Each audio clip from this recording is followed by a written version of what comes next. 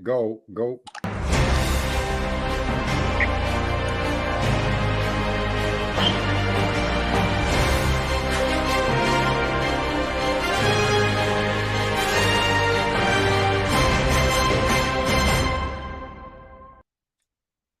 Good evening. Welcome to your Ass Hurts News Network. Coming to you live from the tip top of Cock Tower Square with your host, Sergeant Friday. Sarge, how you doing? I am doing epically fucking awesome. I was given a chance to consider what my income was this month, and I'm killing it. Cletus? There you go. Hey, kill it. Holy shit. Just killing it, brother. Loving life. Yep. Loving life and just enjoying the money, putting it away because I'm gonna retire. I'll be old enough to retire. I'll be almost 60 pretty soon, and I don't want to work while I'm 60. I think that's too old to be working, to be honest with you. Yeah, You know, I don't disagree. giving up 40, 50 years of your life, 8 hours a day, 7, 8 days. People got to be kidding me. Anyway, what do you think of our new ticker at the bottom of the screen? 5.62 billion morons. And if you're not careful in the chat room, I'm going to add a 001 with your name. Cletus? Yeah, I thought it was going to be, the starting point, and you would reduce it. But yeah, maybe you'll add to it depending on how people fucking respond to shit. Oh my God. Yeah, it's a hell of a task that we've set before us to try to get 5.62 billion morons to realize that almost to the letter, every thought you have has been put there by somebody else. You've been trained to think and observe the world as you have, and meanwhile, reality just passes you by. And it allows you to avoid responsibility, avoid you to pay attention to truth and facts, and it lets you entertain yourself, even when it comes to horrific homicides or missing children. You have an infinite capacity to amuse yourselves. All 5.62 billion of you fucking twits. Cletus? Yeah. Right? Twit. Mealy mouth twits. Mealy mouse motherfucker. What are you saying? Like mealy mouth? Mealy mouth, yeah. Mealy mouth. Okay. Yeah. They're saying something, but not really saying something. It's an old term, you know. Yeah. I got people out there screaming Sarge for president. Barbie, if you're hot, you could be my VP. How about that? You misogynistic fuck. How dare you? Listen, they got the what is that? 12 gauge is doing something about the sociopath, the narcissist, and what's the other one? Like they're I forget, man. Starts with an M. Not misogynist, although I'm probably that too. But I went into his chat room and I said, well, I welcome myself to being all three or whatever it is you just put up on that screen.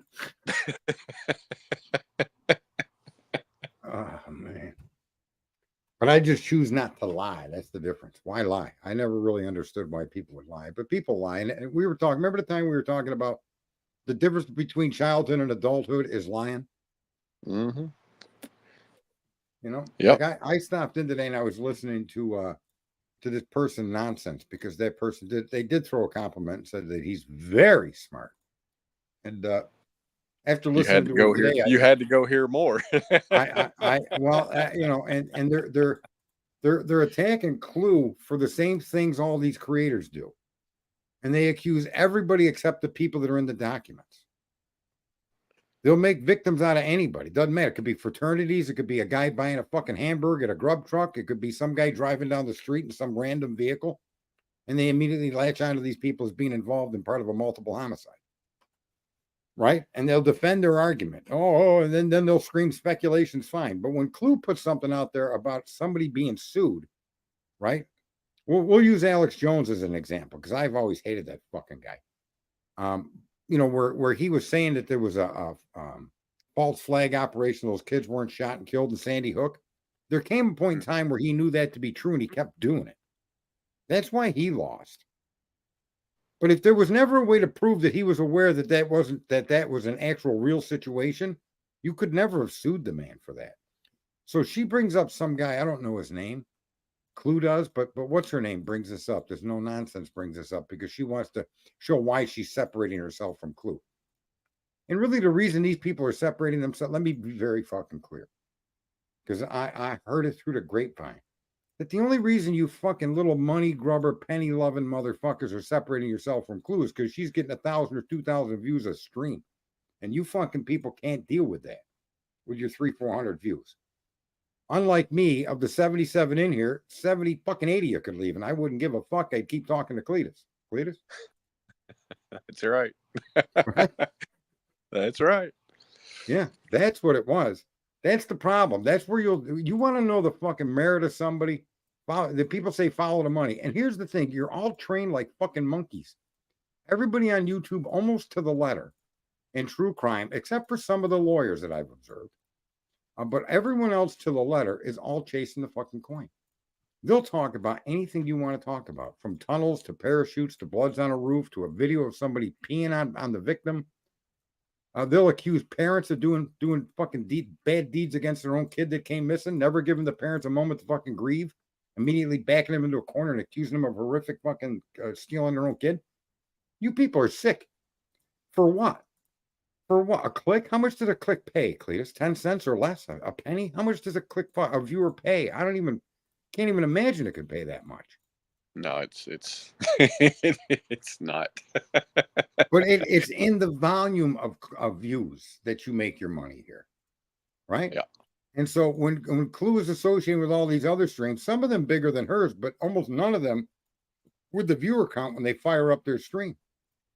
Even if they had more streamers in subscribing, they didn't have more per show.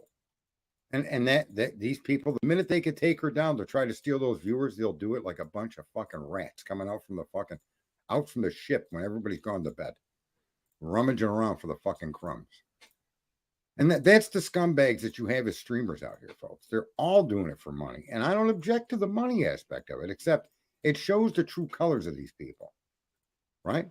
If somebody like I've associated with JB Gunner, and I think everybody that says he's a real racist is just an ignorant motherfucker to what racist really is. He's just a fucking he's like me. He's got a bad mouth.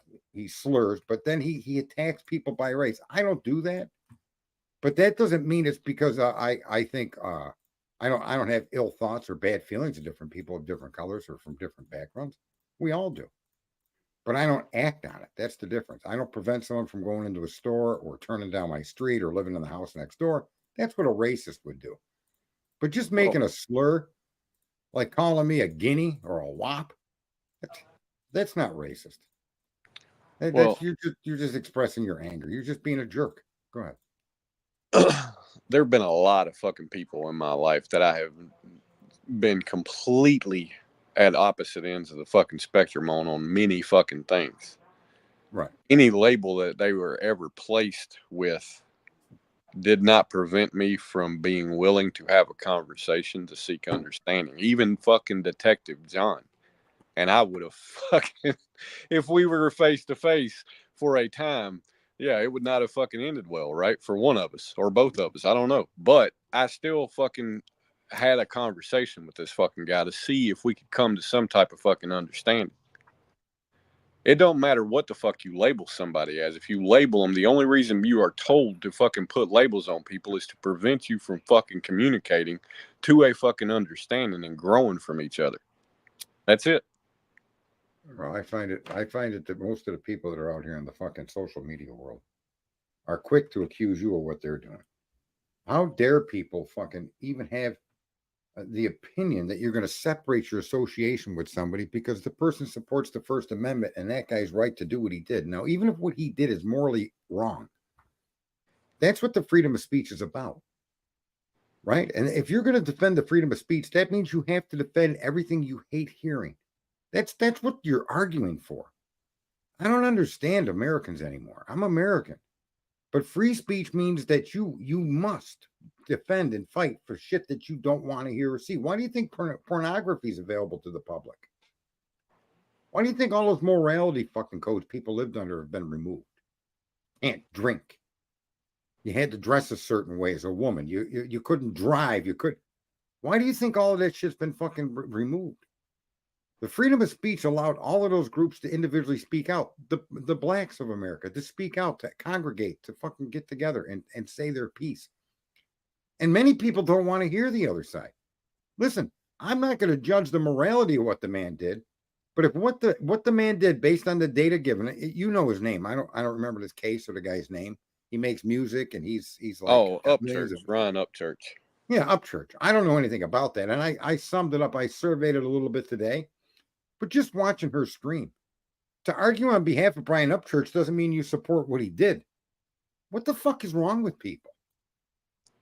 It's got nothing to do with a moral or a personal commitment to whatever the person's saying. It's that the person has the right to say it no matter your position of whether it's good, bad, or indifferent. That's what free speech is. And so that no nonsense is full of fucking nonsense. The only no nonsense she's got is she's got no fucking brain.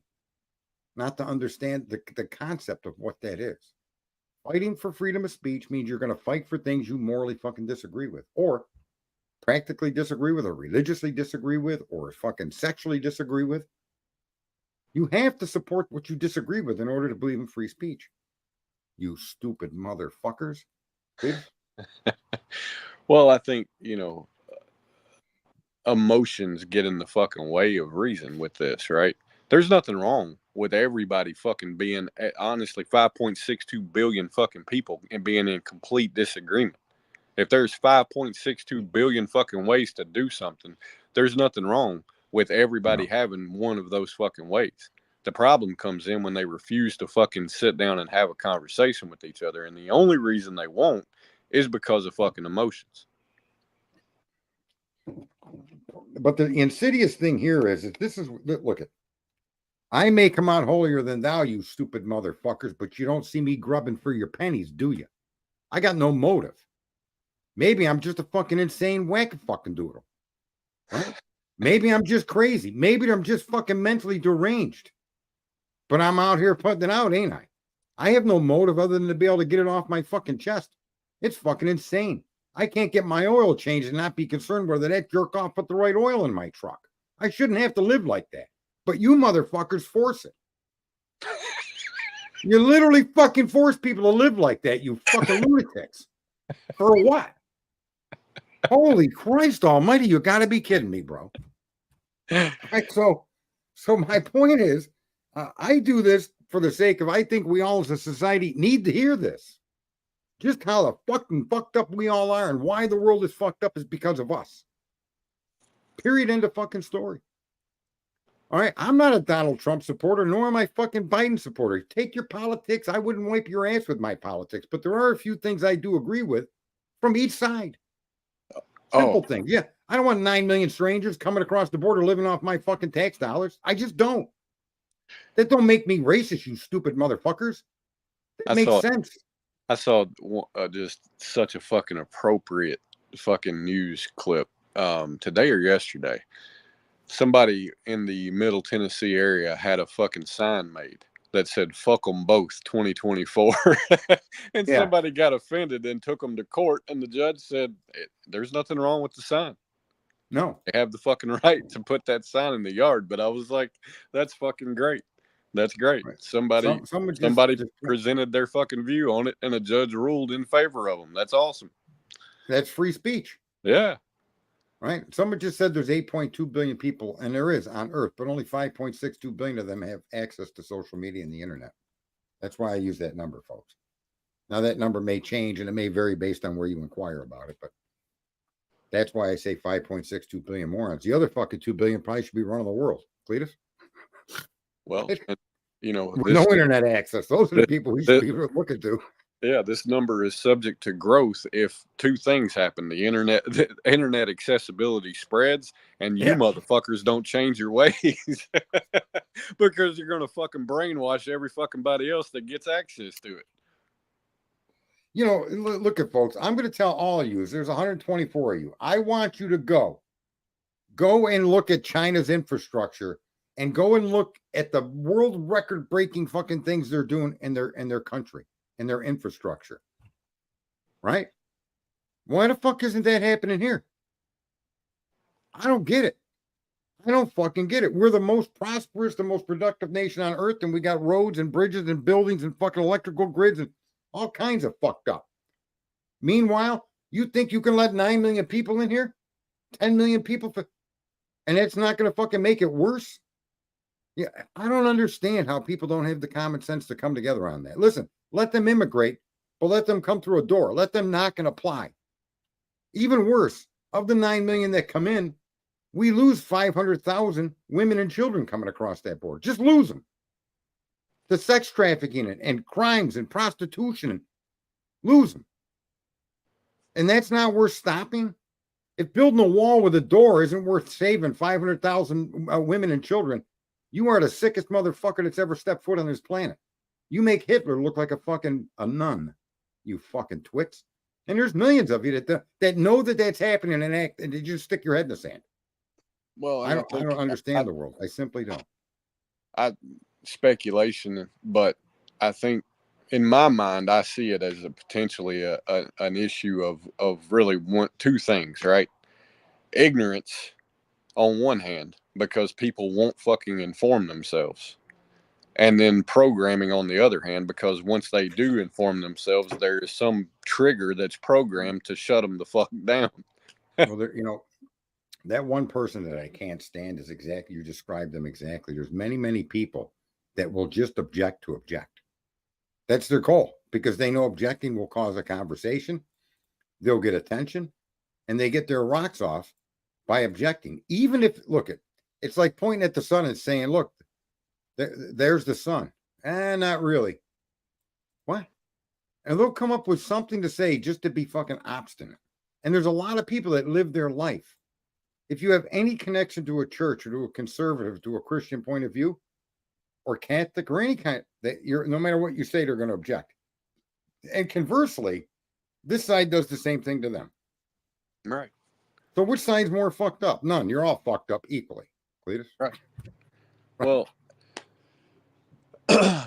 like I can get on here. I don't even watch the fucking comments on this, right? I don't even have it on. I'm just sitting here looking at my fucking phone, seeing the banner scroll across the bottom and the shit you put up on the screen. I could sit here and look at the comments, and I could respond to shit. I could let it fucking affect me. I could let shit that said create an emotional fucking response from me in certain instances, right? But at the end of the day, I'm better off not doing that, continuing my trains of thought. And if you motherfuckers have a problem with it enough, come talk to me and we'll both fucking be better for that conversation. Instead of me getting triggered by something somebody said and shutting them the fuck down and creating an emotional response that prevents me from communicating with that person. Why wouldn't I ignore it? Keep going until that person gives a fuck enough to come talk with me. And that's where we fucking fail. That's where we fail. That's how we've been programmed to fucking fail as a society, is by labeling each other or emotionally responding to each other to a point where we won't fucking communicate. That's one method. And the other thing we've been programmed to do is we've been taught how not to think. We do everything but think. People just don't think anymore. And they have, it's as if the simplicity of thinking, they think that they're masters at it, like they're a creative thinker. I think outside the box. I don't watch the mainstream media anymore. No, you come here and you participate in the same thing the mainstream media is doing, but you're doing it with some fucking private person like me. Right? Yeah. You're going to a different channel. You're gonna make up these theories and these stories and this convoluted fucking narrative rather than just pay attention to the facts and move on to something else. And then when more facts show up, go back to that issue and work it again. It's as if people are just immune or numb or been totally educated to be stupid. Well, they've been programmed to remain ignorant because there's a fear in fucking information. Right? I mean, the information is dangerous to the people that want to fucking control things. If they can keep you fucking stupid and ignorant and uninformed to one another, they can absolutely fucking run you. It's tragic. Look, I suggest that if you're going to have if you want to look at some of these different pieces of information that have been released to the public, whether they're true or untrue, I think that discussing them is fine so long as you continue to remind the audience that this is pure speculation And there's no connection to this between this and the actual crime. So when you bring up the grub truck, the only thing that connects that to the crime is you see the two eventual victims in that video. Fair enough? Mm-hmm. So how do you start accusing the people ordering food in the fucking middle of the night as being involved in the crime? Where the fuck do you get that from? What the fuck is wrong with people? The grub truck's validity is simply to show life of these two young girls at a specific time of day and establish the timeline. That's all it's there for. And yet people have turned the grub truck into a Slayer's Hall of Fame. Right? Oh, fuck. Yeah. It's fucking incredible, dude. And look, you guys can do that. I'm not saying don't do that. You got to do what Sarge tells you, but you have to be very specific when you're doing that and keep in your head the conscious memory that this is purely speculation and there is no documentation or any evidentiary value to what we're looking at. And if you actually looked at it that way, you probably would take my opinion and say, so why engage in it? Fair enough? Mm-hmm. Right? Yep. You know, the same goes with all of these cases. When you get information, it's not that hard to understand it and see the partial picture or picture it's painting. And then we could cover so many more different crimes. I'm just kind of shocked that and then how all these people are worried about the pennies and the nickels and the dimes and they'll actually get all crazy like that group of streamers. There's a big group of them fucking people, man. It's bigger than I realized. Yeah, it's right? It is, isn't it? It's way fucking bigger than you truly comprehend. It's way fucking. I see new ones every fucking day. It's, we've lost our humanity. We've lost there is no more, people always go, no one's got common sense. Well, generally the person saying that don't have it either. Because you don't even have a good understanding of what common sense is. Common sense would tell you that a video that's not mentioned in any legal filing that's charging Kohberger, a video of kids walking through a field, got nothing to do with that murder. Right? Yeah. And that your mind could bring you to that view. These people's stories and these questions like the Aryan nations and drug cartels. And listen, I understand the curiosity of who did it, but to spend and discuss, like the other night, we had someone in here from somebody else's stream that one day he said the 4 people walking around the Banfield did it. Then the next day he's defended Brian Kohberger or saying Brian Kohberger did it.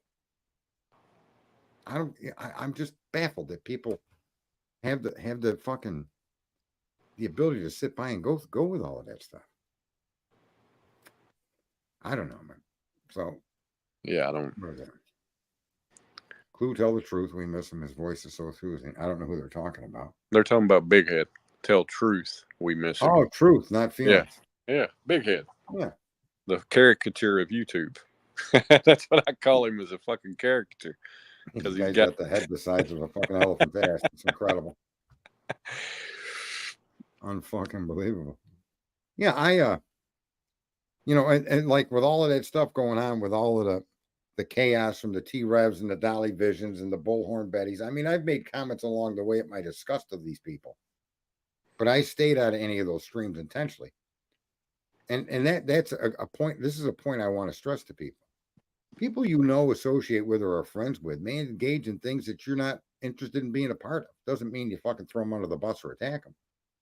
For instance, Nonsense has an issue with what Clue sees to be something on that particular case, the Upchurch case. They have a difference of opinion. But so Nonsense wants to say that's the reason I won't associate with her. Like who the fuck is Nonsense? These other women, these other streamers attacking. It's like, really? Isn't it really the fact that you're attacking her is because all the people are flocking to her fucking channel? That's the truth. They won't admit it. But anybody that goes back and looks at the amount of views and fucking shit she was getting in live streams versus the people she was associating with, while her attraction was causing their numbers to go up, her attraction was crushing it on her numbers going up. That's the reason. And for people not to have the common sense to see it, it's like when I go after that douchebag Jeff H. If you don't have the understanding or comprehension of what I explained to why he's a bad person, based on my experience with them, that's fine. But I've called out so many people as bad people along the way, and I've been right every fucking time, Cletus. Every fucking time. And I don't do it to say I'm smarter than you, or I'm not. I do it because there's people I'll associate with, and there's people I won't. Yeah, I'm not gonna name. I brought up nonsense because I just thought her whole stream today was nonsense. This fucking moral high ground that you're on. Meanwhile, every one of you fucking people will create stories and impugn and infringe and attack people that may most likely have nothing to do with the fucking case you're talking about. And you'll run down them rabbit holes. You'll talk about anything, fucking Brian Kohlberger. You'll talk about anything about in the Sebastian case, except Sebastian. You fucking morons. And then you're going to stand on this podium. I'm above it all. I'm better than that person. I won't associate with people like that. When you're the worst, you're part of the worst group of people that are in fact like that. It's just fucking amazing to me. And the viewers, you stupid motherfuckers, don't have the balls to fucking to cover your ass while they're going to stick it up in there. You just fucking spread your cheeks, you fucking idiots.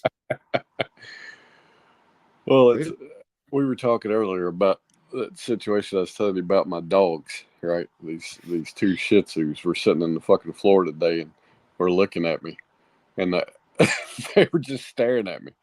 And I bent over and I'm like, "Oh, look at you, you stupid fucking piles of shit! You're so fucking ugly and all this shit." And Clue looks at me and she's like, "Stop it!" I'm like, "They don't give a fuck." And both of them are sitting there wagging their tails, and getting all fucking excited. Because at the end of the day, they don't understand a fuck. They're ignorant as hell to what I'm saying. All they give a fuck is the tone and the attention.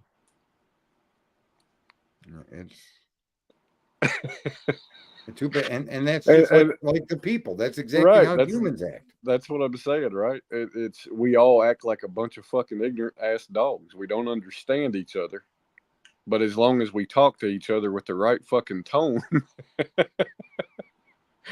then it's okay. It's okay.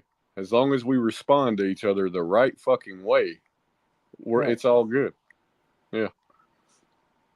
Listen, and I don't know. Listen, I think one of the biggest problems in true crime, to be very honest with you, where a message like mine is just going to be never understood, is that unfortunately most of them are these women that got nothing to fucking do, or they got a husband at work, or they got a fucking they're older and they're single and they're fucking, and they're on here on true crime, and if they love the fucking gossip, man. That's why I couldn't pay attention to Savage. I just couldn't listen to her. I just couldn't listen to her at all. I mean, I associated with her a few times because she's someone you guys know, right? Otherwise, I never would have had any contact with that woman. I listened to her, and within 5 seconds, I had to turn it off. Imagine me laughing at every fucking statement I make. Everything I make is funny. I don't know, man. And it's all that needling and attacking, and fuck that, man. No, I agree. I mean, let her. She's successful doing it, and she's successful because there's so many people out here that engage in that shit. They find that to be entertaining. That's great, but can't you be entertaining and leave the victims of these crimes out of it? Right? Yeah.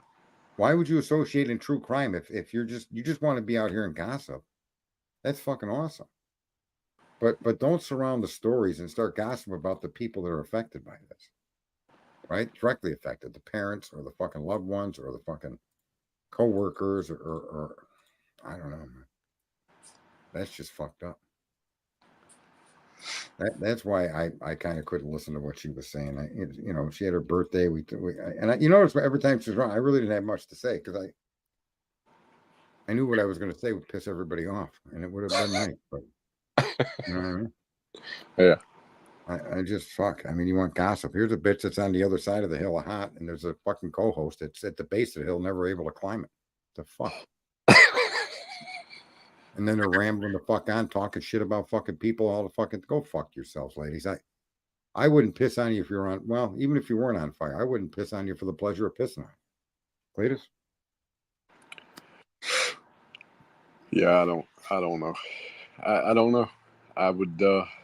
I would say, one of the key takeaways for me over the past fucking little bit is if you're going to get into social media for a particular reason, remember that fucking reason, stick to that fucking reason only, and don't take yourself so fucking seriously to think that what you fucking think that's outside of the reason you're here makes a fuck or should make a fuck to anybody.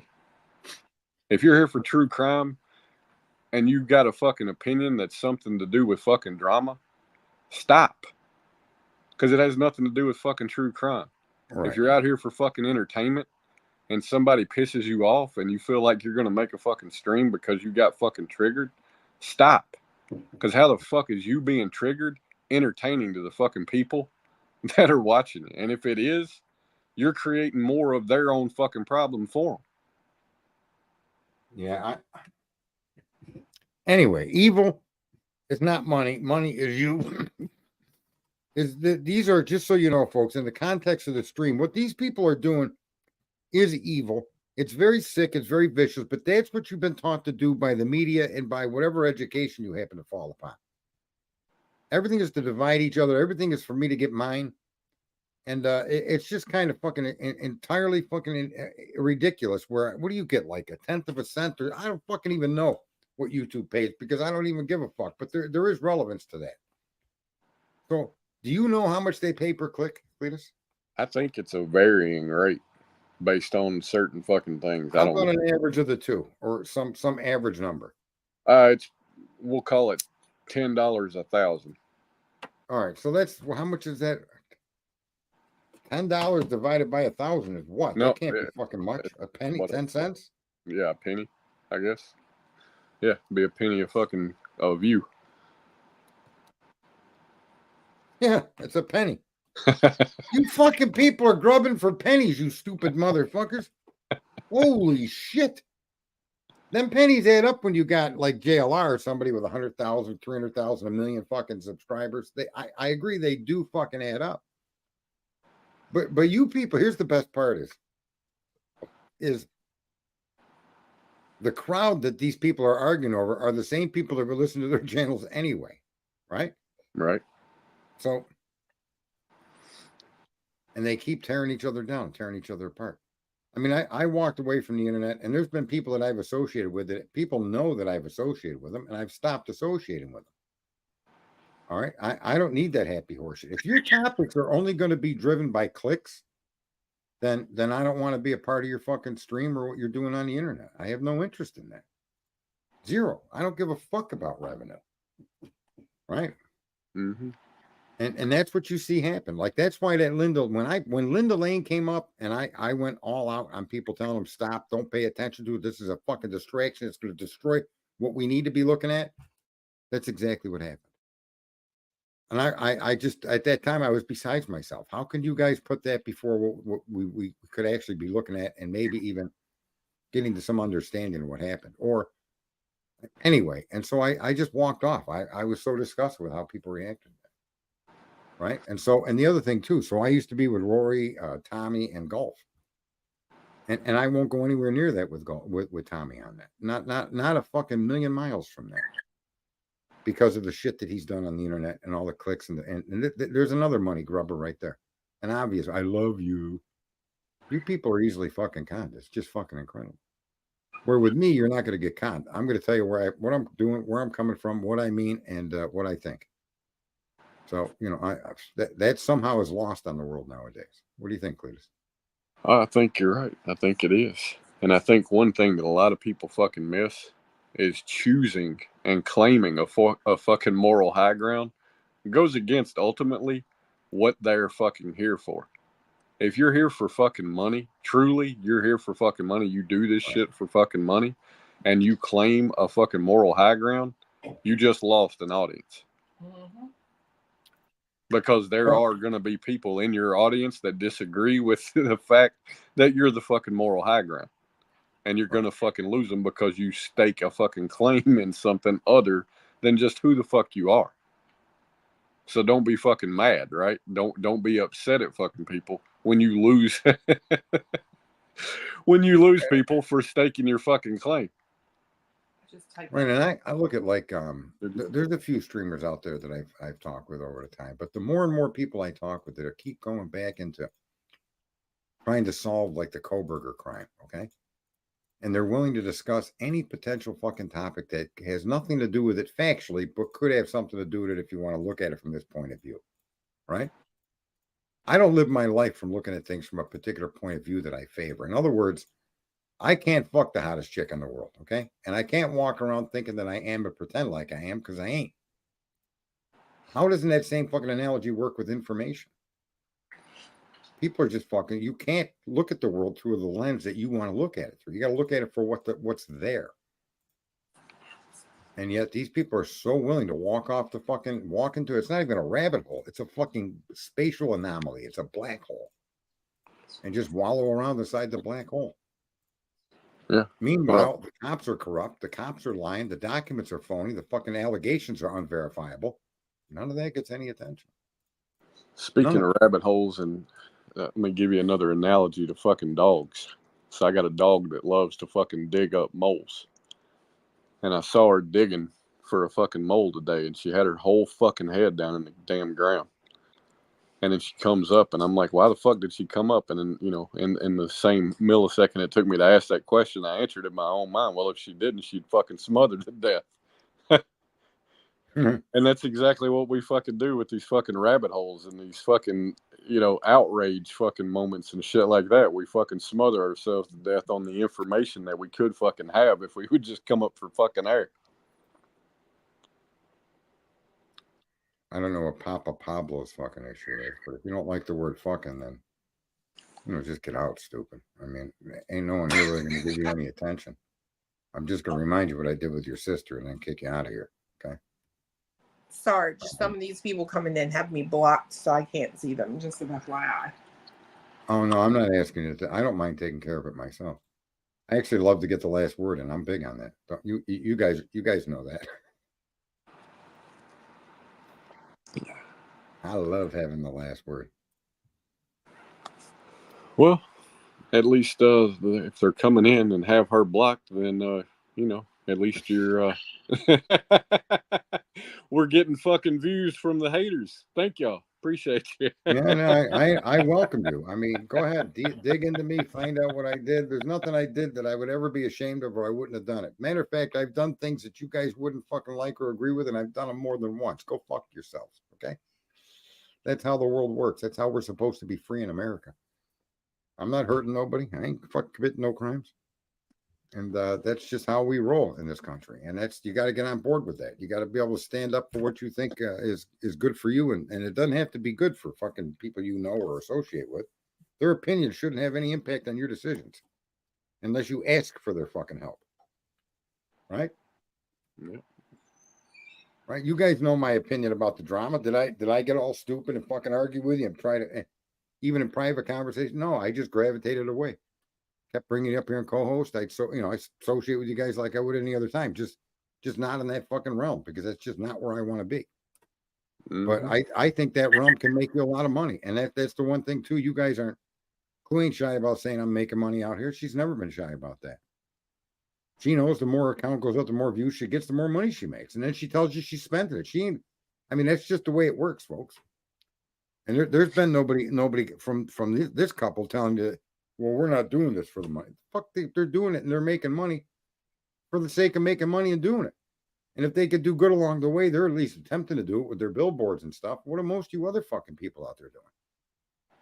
You probably don't even. I don't even want to fucking say it, but I'm just stunned, man. I mean, both things could be true. You could be out here making money, and you could be out here trying to do the right thing. This comment you got on the screen said I unsubbed for all two. Fat ass was the last one. That ain't what it says, but that's his name for me. Was the last time subbed from. Disappointed in that when my day was so much better without having watched them. And you know, it's like this. There are people that's day would fucking suck for not watching this bullshit. And you know, if you're a miserable fuck, go fucking make your day miserable if that's what fucking gets you off, right? Do it. Fucking watch them. Join the fucking hate. Join the fucking drama. Get your fucking fill of it. But you know, if you ever fucking wake up and realize how much better your life is without it, then, you know where to fucking find the rest of us. The very fucking few of us that have woke up to the shit. Right. You know, I don't even know what to say to people. It's you could cover topics and you could cover the facts and you can make money doing it. And you know, we all have our opinions. I had to go through the 4 years of politics I did to come to the understanding I came to. And really, I don't give a fuck if people agree with it or not. And when you look at the facts and you look at the information that they have available, you should be able to, through that, come to an understanding of what you're looking at.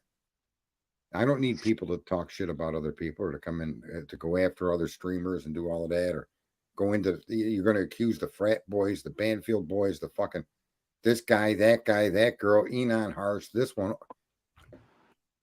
What the fuck about what's going on with the case? The case is going like up in fucking flames. That's what interests me, the facts. Right? Yeah, I agree. That's what true crime should be about. Who is and like you say, relate do what? Who's Roarway Logs did a review on one of your streams. I don't even know who that is, but good. Which stream did they review? Organized Chaos. I'm trying to highlight what she said, so I could copy. Who is this person? One of And Sarge's. what was their review? Was it good or bad? Because listen, I'm not for everyone. I'm intentionally offensive because you fucking weak-hearted people I don't want to be around. Everybody uses the term snowflake. I'm not going to call you a snowflake. You're just a fucking idiot. Snowflake is too kind of a word. You're a fucking moron and an unretrievable fucking idiot, and you enjoy being that. Meanwhile, you run around in your own head thinking you're the fucking next thing since sliced bread. You're a fucking idiot. That's why I'm the way I am online. I don't want you fucking people here. I really hope the fucking language I use and the shit I say about your mothers and sisters and brothers, I probably fucked your brother. How you like them apples? Okay? Too bad. All right. And that's so I don't know. Sorry to fry you. Thank you. I 100% agree. Did she respond though? Organized. I'm glad someone reviewed what I did. I mean, that makes me feel good. Even if the review was a bad review, I got noticed, so that they may help us get our message out there. Cletus, what do you think? Yeah, I agree. I mean, hey, spreading the message. As they say, all publicity is good publicity. Yeah, there's no such thing as bad advertisement. So, Organized Chaos. Can you tell me what they reviewed? I just looked at it. It was your stream from the other night, if I'm not mistaken. Hold on. I'm pretty sure it was the one you did. I'm looking right now. Hold on. Yeah, get a clue and I are different in that he's an obvious money grubber for one, and I have no interest in your money. I enjoy coming out here reminding people just how fucked up we all are. We're the problem. Your president ain't the problem. Your Congress ain't the problem. We're the fucking problem because we do nothing. We're a bunch of lazy, no good fucks that have the most powerful tool to communicate the world has ever seen. And we pay attention to fucking Savage, Butthole Betty, and other assholes like that. That's where we're fucking wrong. Yeah, I think it was your one from last night. Yeah. Oh no, it's some bitch hiding behind a cartoon avatar. She's probably 800 pounds and ugly as fuck. Does she have an issue with it? Fuck. No, more me than you. Oh. Yeah, but either way, hey. Eat some fries, ho. At the end of the day, where's Mama Bear? I didn't see Mama Bear in here. Mama Bear's becoming a regular guest. And you put her comment up on screen a while ago. Did I? Yeah, it was the one that said, "I don't give a fuck what any of you think of me."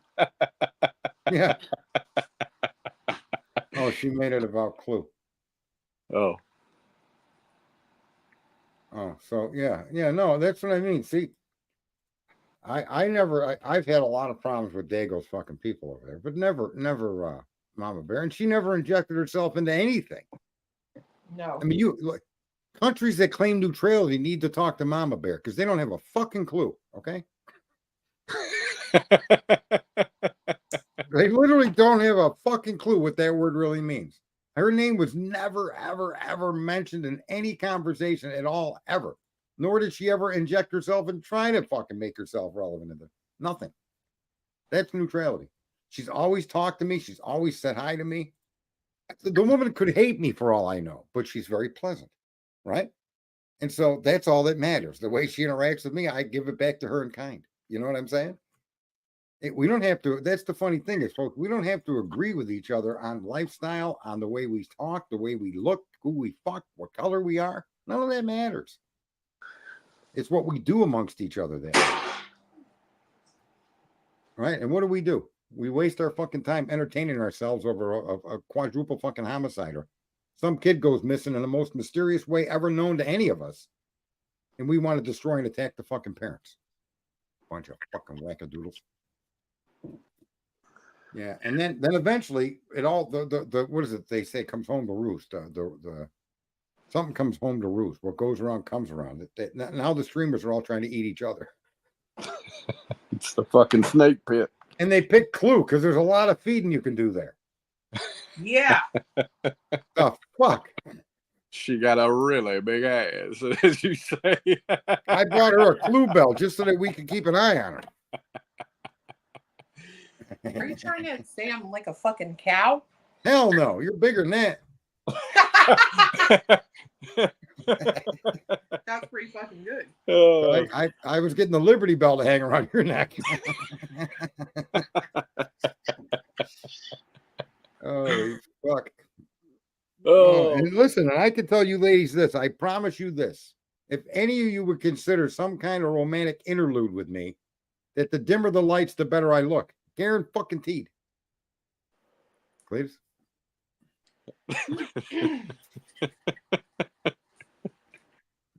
Oh my God. Fuck. Dim lights are your friend, I was told. And I didn't disagree. I just got up and turned the lights down. She was happier. They're still watching your content and making you money. What up, Gray Pearl? We do get a lot of regulars in here, and it's nice that you guys have the constitution to put up mainly with me, because Cletus is a very, very nice guy. He doesn't go onto these rants like I do. You can do help desk. Health desk alert, Sarge. We got sound effect. Hang on. We have breaking news from the help desk. Male alligators have permanent erections, unlike other animals whose penises change shape or size before or during mating.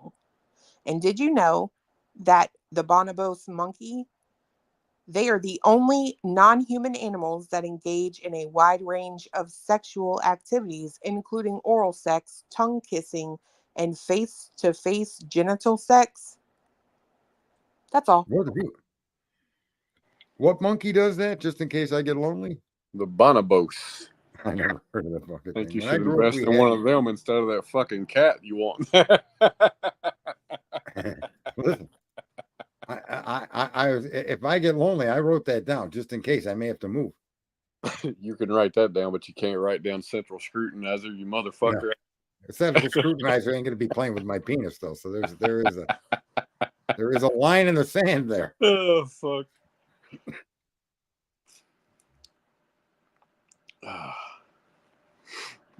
These people could have never handled Red Fox or Eddie Murphy or Richard Pryor. They would be in the corner crying, offended. Well, it's what we've progressed from during that time, right? We're still the same fucking people. The people that are alive today that didn't experience those people are the same fucking makeup as what the people back then were. The programming's just fucking gone further. Like, it literally is what it is, right?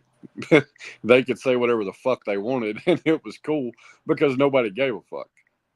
Now people believe in giving a fuck about shit that doesn't fucking matter, so you gotta fucking either say fuck everybody and say what the fuck you want, or you gotta mold to and conform to what's popular to be accepted. And fuck that shit. I mean, be fucking mad. Like, I'm telling you, turning the internet off, or look like today. I'll tell you this. Here's what we watched today. We watched this fucking Louisiana fucking dude make about 18 different fucking things on a fucking grill out of bacon fat and fucking butter and whatever the fuck else. We watch fucking body cam footage from a guy that commentates over them and fucking talks just the most hilarious shit. We've watched shit like that. We've sat and talked about the Sebastian case, and it's been fucking phenomenal. Then I get on here tonight and I hear about some fucking bullshit being said, this or that, and I don't give two fucks. I don't care. I never have really fucking cared. Look, I just there's data, there's facts, and again, like with that Riley Upchurch and how that was presented. And what bothered me the most isn't that you could disagree with what Clue. Maybe Clue's wrong. There's no reason that can't be true too. But that you would separate yourself or put yourself on a moral high ground when you engage with the other streamers that you engage with, that do the things they do, that are constantly going down these fucking rabbit holes and bringing in fucking information that has no bearing in reality. The fact of the matter is, everything that she spoke to was based in reality. They were facts, and you ain't got to like it. But to think that the addressing of facts and having a personal opinion, even if you disagree with it, I'll tell you right now, I completely agree, 100% that it's okay for JB Hunter to hate black people. I have no fucking problem with that at all. Zero. As a matter of fact, I support whatever comes out of his fucking mouth. Completely. Now, if he were to do anything to anybody based on his fucking thoughts or words, we have a fucking problem with JB Hunter or Gunner. But the fact is, it's just his mouth running. And he's just telling you what kind of a person he is. Do you see me associating with the guy? I know this about the guy. I don't like it. I don't agree with it. But I don't associate with the guy for these reasons. But I would never deny him the right or think myself better than him. The guys have every fucking right to see people through your eyes and the way you want to see them. That's what a free society is allowed to do. You're not allowed to act on those thoughts. And so, in my personal opinion, this guy does have some funny shit. He does say some shit that can make you laugh. He does have opinions that I find offensive, but not so offensive that I'm going to hate the guy. The same thing goes for people on the left. I share some of the same goals that they have for completely different fucking reasons. I won't necessarily dislike you because of your perspective. But if you're going to try to use your perspective to run me over, if JB was going to try to run me over and make me think like him, well, then we would have a fucking problem on a level that wouldn't be acceptable. But that he thinks that, fuck him. This comment on the screens, I got 2 points to make about this. It says, Clue, it bothers me the most that no other creator besides Sargent stood up for you. So one thing about that, Sarge is not sitting up here standing up for Clue. The message I made the other night wasn't standing up for Clue. I stand by her in her right to fucking say whatever the fuck she wants. Right. And you motherfuckers to be fucking mad about it. But to continue to fucking communicate. The other part of it was that statement was, that's got me so mad and upset. The thing I think anybody that feels that way should really fucking step back and think about, be mad and upset at yourself, because that's what I was mad and upset about. I wasn't mad. I'm not mad at fucking anybody that fucking came at her. I already fucking knew that's what they would fucking do. I'm just mad at myself for for letting myself become blinded to that's really what the fuck was going to happen. And I learned not for nothing. Sometimes I do shortchange myself because some of the people that disgust me with the way they are, I just block. And there may be a time or there may be a particular situation where what they share might be very helpful and might even learn me something. But unlike most of you, because I do have the fucking infinite capacity to think for myself, I don't let it bother me. What say you, please? I suggest I'm not gonna say anything bad about any of these streamers, except if I see something come across my screen. Like I think what Nonsense did today, just her name fits. It's a bunch of fucking nonsense taking the stand she took. It's just fucking stupid. And you're doing it for click. You're using Clue to keep getting clicks. That's what these people are doing. Go right ahead. You don't see me addressing my streams in such a way to try to attract attention or fucking tickle your fucking fancy. I was a shocked. I assume people knew that. Clearly not. So I won't fuck with that channel. That's all. Yeah. what about the facts and the truth and the simplicity that as a group of people, we literally could change the world. We literally could change the fucking world. We could, and we should start with something simple, user agreements, and just start getting signatures and demanding, especially Elon Musk. Elon Musk needs to be targeted first. And do something. There are people in this. There's 229 of them. None of you know how to create. I don't know how to do a web page. I literally don't do anything software wise. You need to build a computer, a server. I could do that. Eyes closed. But other than clicking and downloading and following the instructions, that's all I got when it comes to software interaction. Please. She can build a web page. You know, and a web page. We want our fucking rights restored. We want freedom of fucking movement on the internet. All these people buying these fucking webcams for their house, thinking they're buying their self-security. You're just buying surveillance for everybody else, you dumb fucks. You want to be secure, get to know your neighbors. Hang out with them, have a fucking barbecue. Forget that they voted for somebody you don't like. Interact with them like a fucking human being. That's the only way you're going to get your fucking message across to people, just by acting the way you claim that you fucking live. Act that way, live that way, be that way. You need fucking cameras all over the fucking world to know what's. Jesus Christ, what a fucking society we've turned ourselves into. And we literally did it to ourselves. Right? Yeah, that's right. That is absolutely right. And then we're outraged in the moment of need for young Sebastian. No camera caught anything. And we're outraged. Now, in that situation, I see the benefit of cameras. But let me just say, look what the cameras have done over in fucking Idaho with the Idaho 4. Look at all them cameras and all the fucking bullshit that's caused. I mean, when you needed it most, there was no fucking camera, right? Yeah. And when you don't need them, that's all you got is camera footage. Yeah. Then the cops, like in the Karen Reed case and like in the Idaho 4 case, they pick and choose what locations and where they go for their fucking footage because they're trying to paint a narrative, not solve a crime. We know they're doing that. What do we do as the public? We don't do a fucking thing. No, we attack Clue. I'm not going to attack Dago. I've seen people say stuff, and I have my issues with Dago. They're not too dissimilar than what Clue's gone through, but we supposedly mended our fences. And so far, I can say that's held. And so I'm not going to say anything negative about somebody that, in fact, Clue and Cletus were the one to bring me back to mend the fucking fence. That was my fault. I apologize. It's fine. I have no issue with him because he's done nothing and I've done nothing. And I'm not going to do anything towards him to create issues, you know? Well, so, and a matter of fact, other than what, I don't know. I'm going to get a grandfather clock and tip it over on the fucking globe. What say you, Cletus? This motherfucker. What? This motherfucker in the chat. Clue, say those racist slurs on your panel. What did you hear me say? What racist slurs did she use? Thank you. Point them out. What racist slurs did she use? I've heard this too, and I tell a lot of racist jokes, don't I, Cletus? Yeah.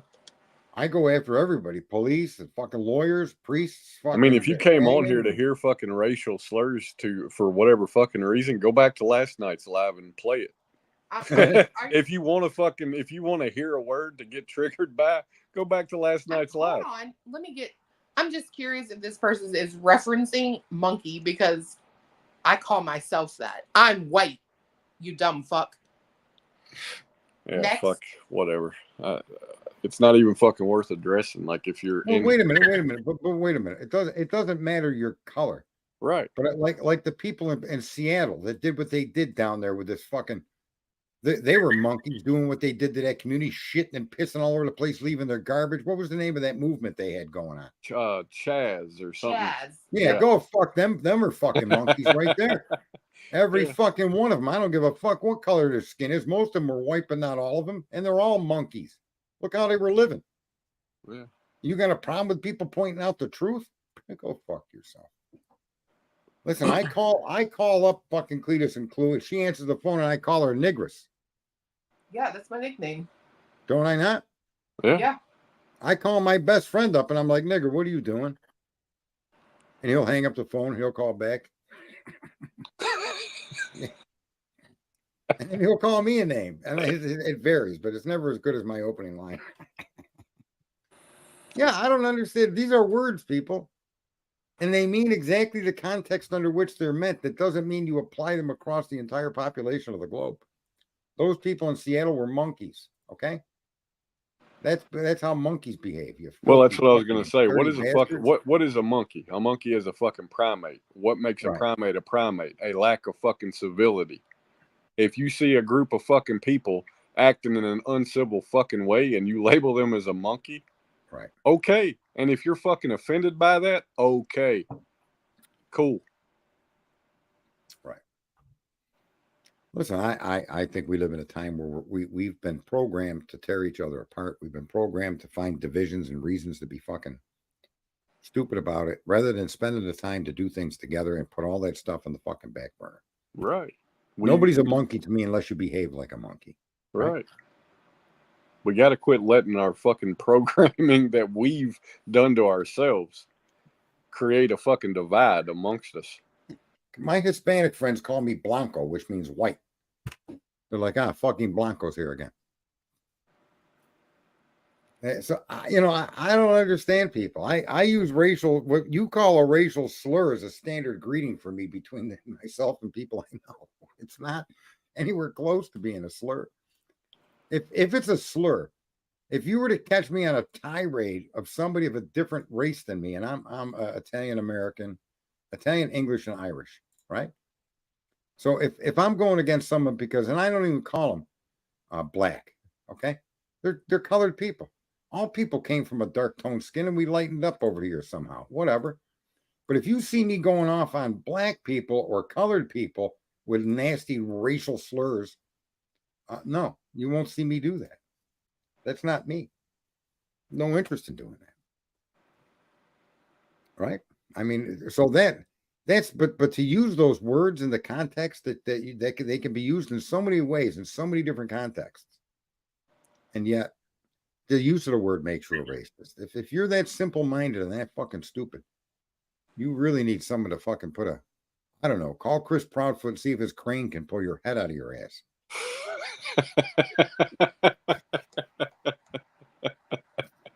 Fucking world we live in, Cletus. It's a shame. It's a tragedy. We could be so much better than this. The only motherfucker I know that probably wouldn't work on would be Truth, because if he managed to shove that big motherfucker up his ass, I don't know if anything could remove it.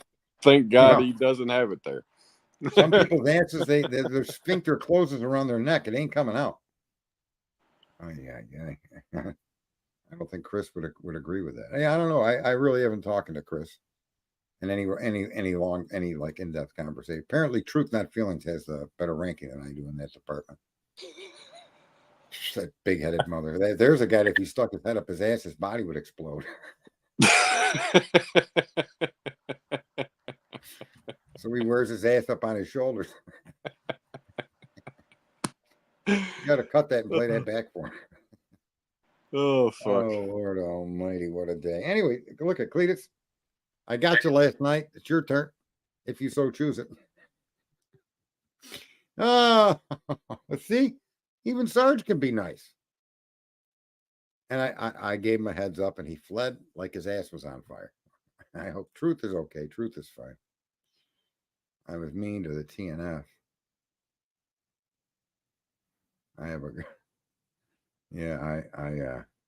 Truth is doing amazing according to Clue. Yeah, they talk quite a bit.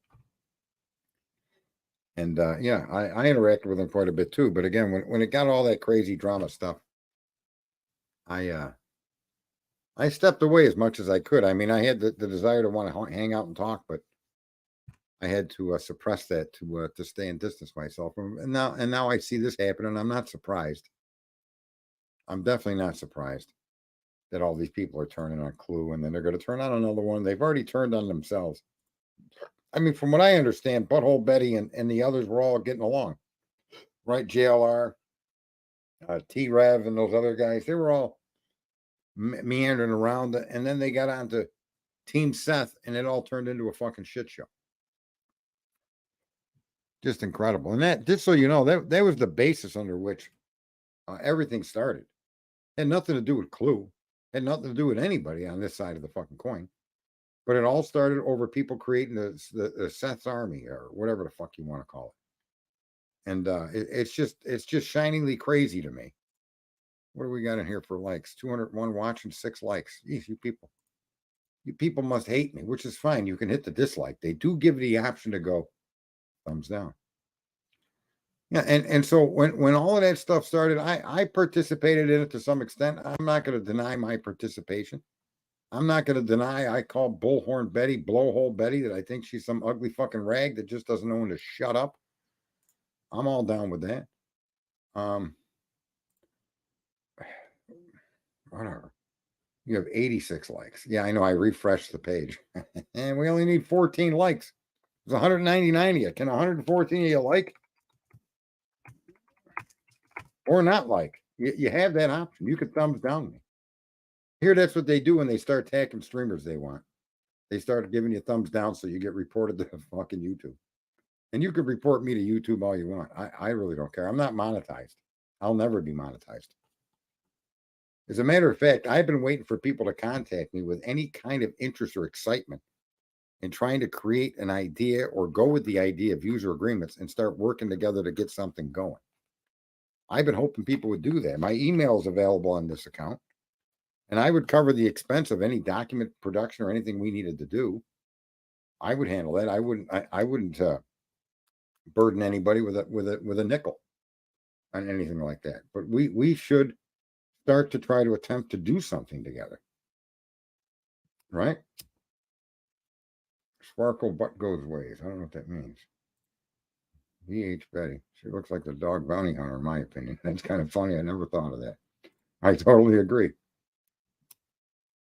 Yeah, we've all done the immoral, okay? We've all done the immoral. And for those of us that are without sin, right? Who in here is without sin? Who in here is without sin? And like I say, I've done a lot of things in life that people would be surprised, that people would be outraged, people would be angry. And I can promise you that it was never a violation of a woman or a child. But you know, I'm not bragging, I'm just saying, you live life. I'm 58 fucking years old, man. I was in the street at 14. I've seen and done things that none of you would even imagine. And I wouldn't give a fuck if someone outed me. I'm waiting for that moment, to be very honest with you. Because if somebody wants to dig into who I am and what I've done and the choices I've made in the life I live and start trying to blast me like that's going to cause me fucking grief, you got another thing coming, bro. To be very honest with you, I wish someone connected to a business or a big fucking corporation would do that to me. Government or big business. This way I could fucking get rich by tearing you down. And at the same time, bring a whole bunch of people together. I do throw the first stone. Why wouldn't I? I'm not going to wait for people to throw the stones at me. You got stones? You guys want to play with rocks? I got a big ass. My whole backyard's covered in stone. Literally, my whole backyard is covered in stone. And I think I was just timed out by 12 gauge by, I don't know if I don't give a fuck about that guy. He's just an annoying fucking phony train wreck, that guy. Granny acting all holier than thou. I heard she said some bad things. I heard she faked cancer. No, I don't think we should dig anything up on anybody. Yeah, the Karen Reed case. That granny though is definitely fucking doable. Just in my opinion. He didn't just say that, did he? Of course he did. You know, when it comes to the Karen Reed case, I'm of the belief, okay, that if in the process of placing you under arrest and putting you in custody and charging you with a crime, I'm under an unshakable position that if you commit any infractions or violate the constitutional right or freedom of the person, or lie, which is an egregious act against another person, or lie to support your argument, that if that's obvious and it can be proven in a court of law, that no matter if this person assassinated Kennedy, no matter if this person assassinated Lincoln, if you got a lie to make that argument, then that case needs to be dismissed fucking immediately. Immediately. In the Karen Reed case, when that police officer lied and said they were never anywhere near the right rear tail light, and there was a picture on the screen of that vehicle that placed them behind the left-hand rear tail light, and he knew that that picture had been fucking altered. When he lied like that, the fact that just didn't end the case, that lie right there, the fact that the bailiff didn't and the judge didn't fucking charge him with contempt, that's enough for me to dismiss the case. And at this point, I'm sorry that man lost his life, but that does not give the fucking government the right to lie. Even if their lie is to prove that this woman really did it. That's not the way the system is set up. That's what makes this country different than other countries. And not enough of us are arguing for that. That fucking cop blatantly lied. And when he was cross-examined by the defense, he was destroyed by and had to admit that he knew that picture had been inverted. He knew it.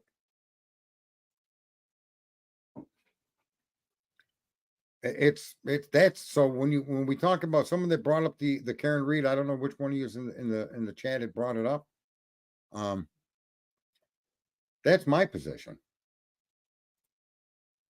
Hell, ain't nobody blocking you. I don't see, but don't sit here and say freedom of speech. I don't know who Hal is. I don't see. Is it Hal? LYY? They're not blocked. I see him.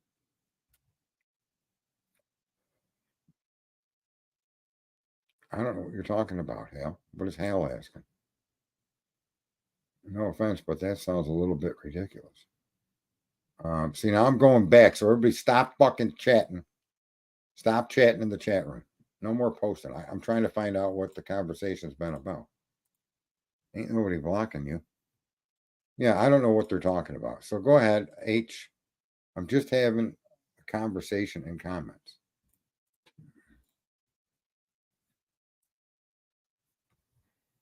D. Smith. Oh, I can't. It's kind of hard because it's not easy to be me. Nobody's mad at our constitutional rights aren't going away, no matter how much you all want it. Just saying. Talking shit, trying to get attention. Well, I don't know what the person said, so if people can repost that comment, or Hal, is that your name? At Hal. Post your opinion. Let's see what your opinion is. No, it's not easy to be me, and I'm me. People wonder why I take a look. I've been taking a nap every day for 30 years, folks. Literally 30 years, every fucking day. I take at least an hour nap, and on days that I can, I'll take a 2-hour nap. Now, I've been doing that since my 20s, not because I'm tired, but because I need a break from me. Free Turtle Boy. I don't know about the Turtle Boy case. I haven't looked at that at all. Other people are not. I'm interested in the Alec Baldwin case, in as much as I had said last night. When someone hands you a firearm, the first thing you're supposed to do is inspect that firearm and make sure that firearm is safe. And if you're going to be intentionally pointing the firearm, I know you can argue that the armorer and everybody else was supposed to check that gun. And I agree. But when somebody hands you a gun, folks, your job is to ensure that gun is safe to do what you're going to do with it. Okay?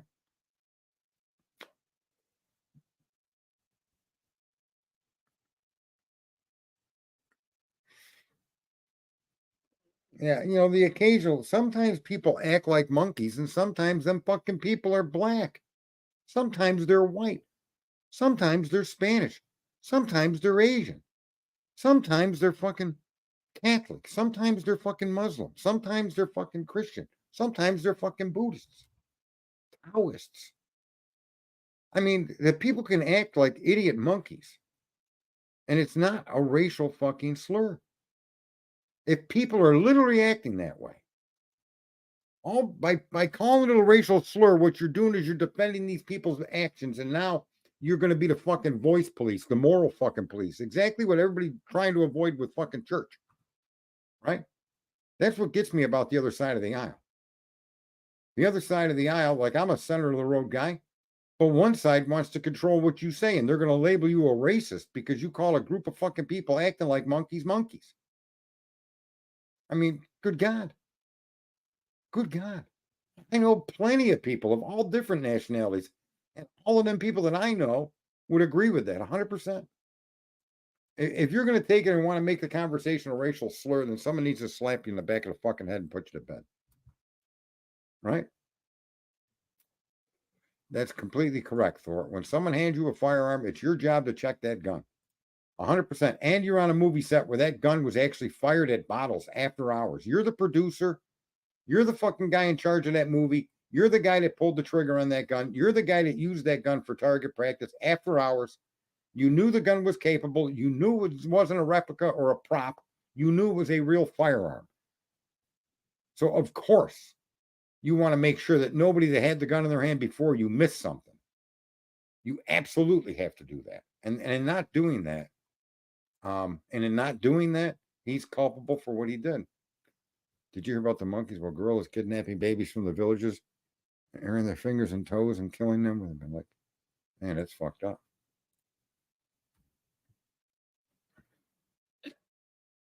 I can say this. I've had minus me with you guys stepping away from fucking. Stop the racist talk. You have no idea what it means. Educate yourselves. It's just so sad. You say a word, and these people that couldn't put two fucking pieces of information together to make sense of them are suddenly the moral fucking police of YouTube. Look at all the shit they say and do. Look at all the false fucking drama they create. Look at all the false information they feed into fucking real crime fucking things. Look at all the shit they did with the poor Sebastian's case. Unfucking real, man. And you people are going to be the moral compass of the tens of thousands of people that view these streams? Get the fuck out of here.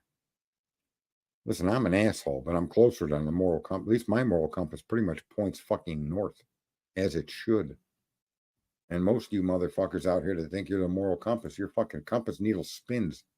And it only points north when it suits you. When you think it's going to get you a click and make you a fucking penny per fucking view, you fucking twits. You're fighting over fucking change. Fucking change. We've been reduced to fucking fight against each other over change. What a bunch of fucking jerk off assholes you are out here, you creators. And what's even worse is you're fighting for the fucking change from the morons that get their fucking rocks off watching you act like fucking monkeys. Because you're all a bunch of fucking monkeys. And the monkeys got the visitors to the zoo. They're called clicks. Unbelievable, man.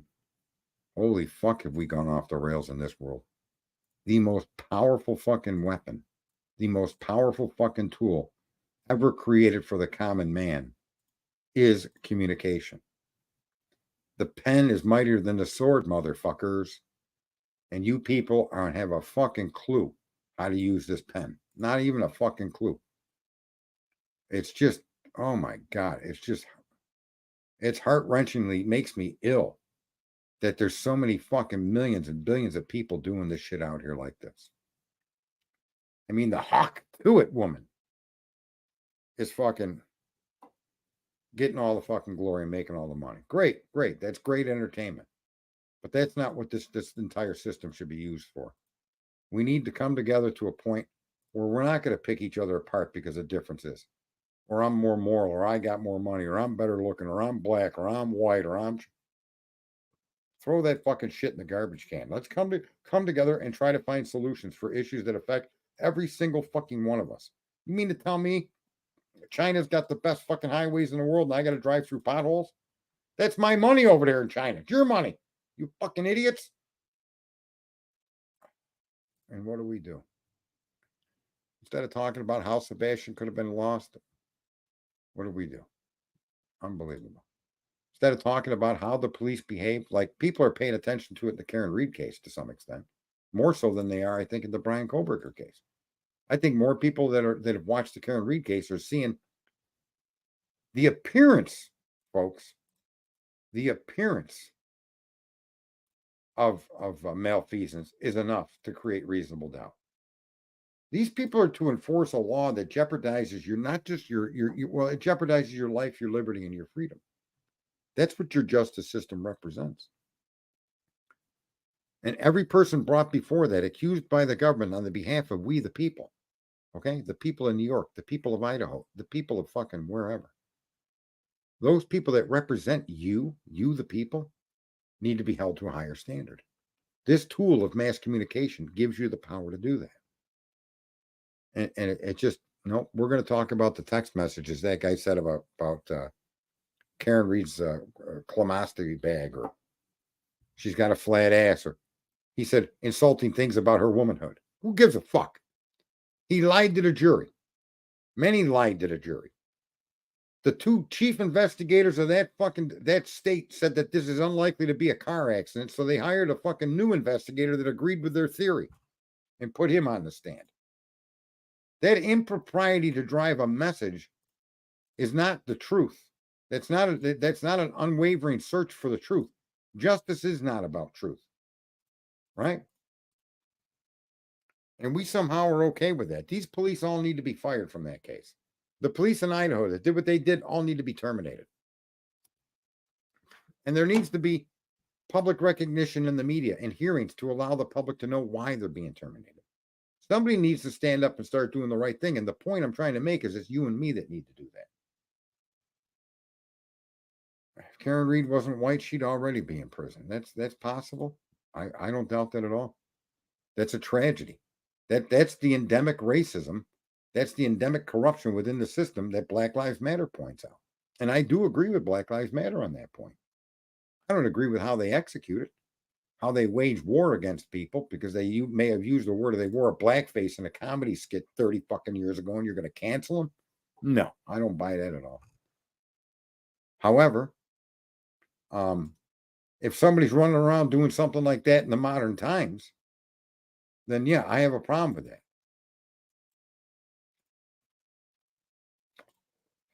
Go look at the mouse colony experiment and the world will make sense.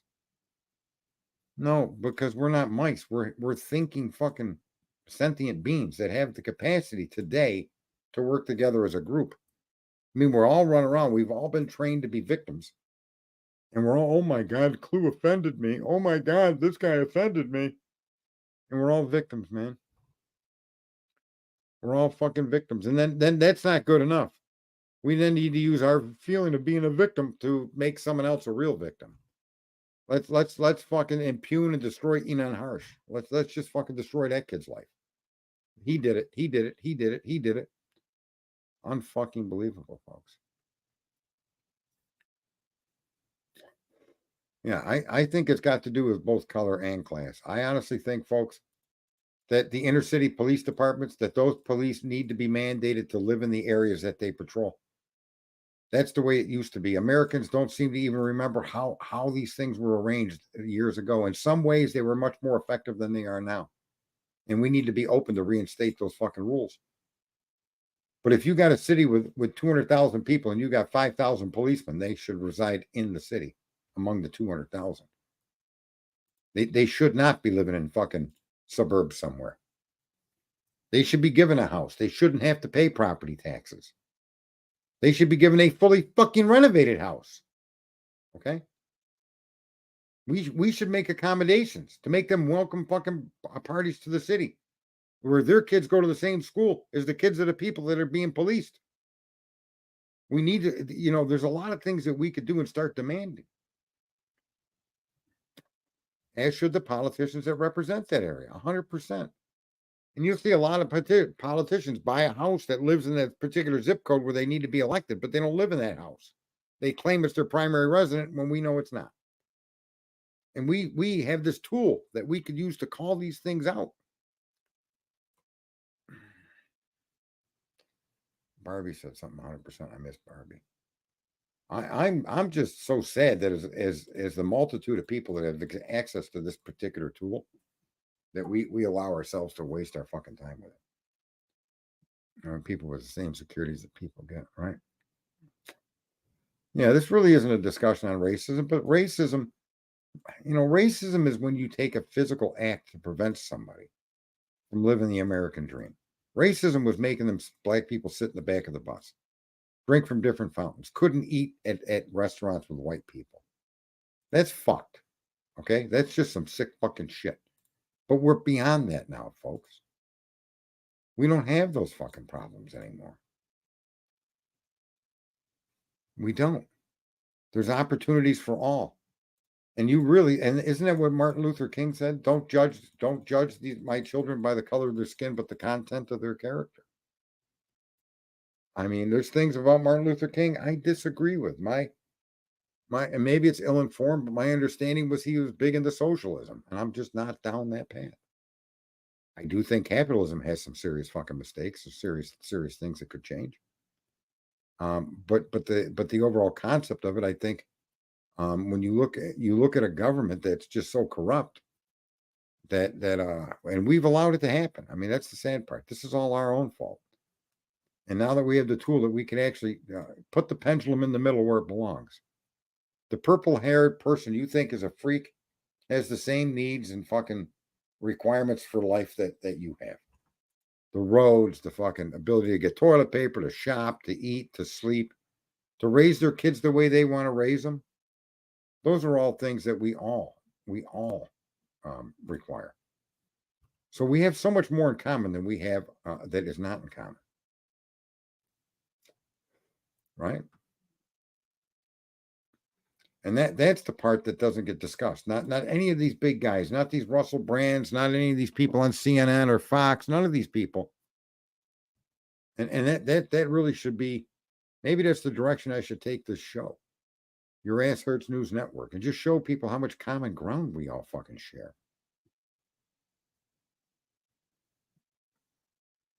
I don't know what Steph said.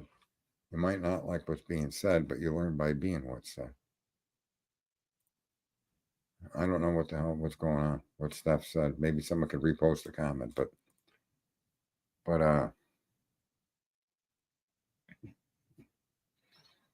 no, but listen, your heart shouldn't break. I mean, the realization of the people we're surrounding ourselves with should be pretty obvious to all of us. It should be pretty fucking obvious, man. We're not particularly attracting a high fucking rate of people. And to be very honest with you folks, with my past history and background, what mods?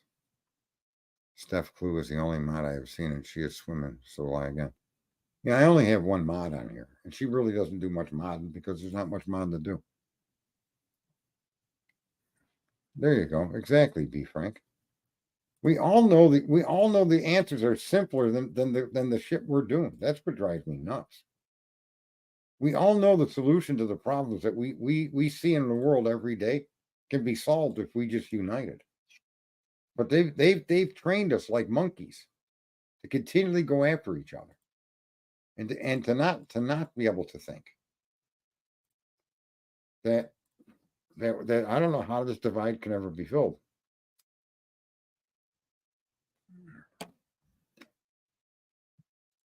That may be true. That may be true. But again, I mean, everything goes in cycles. Everything goes in cycles, folks. I don't know what to tell you. It is what it is. And it's always, just so you know, folks,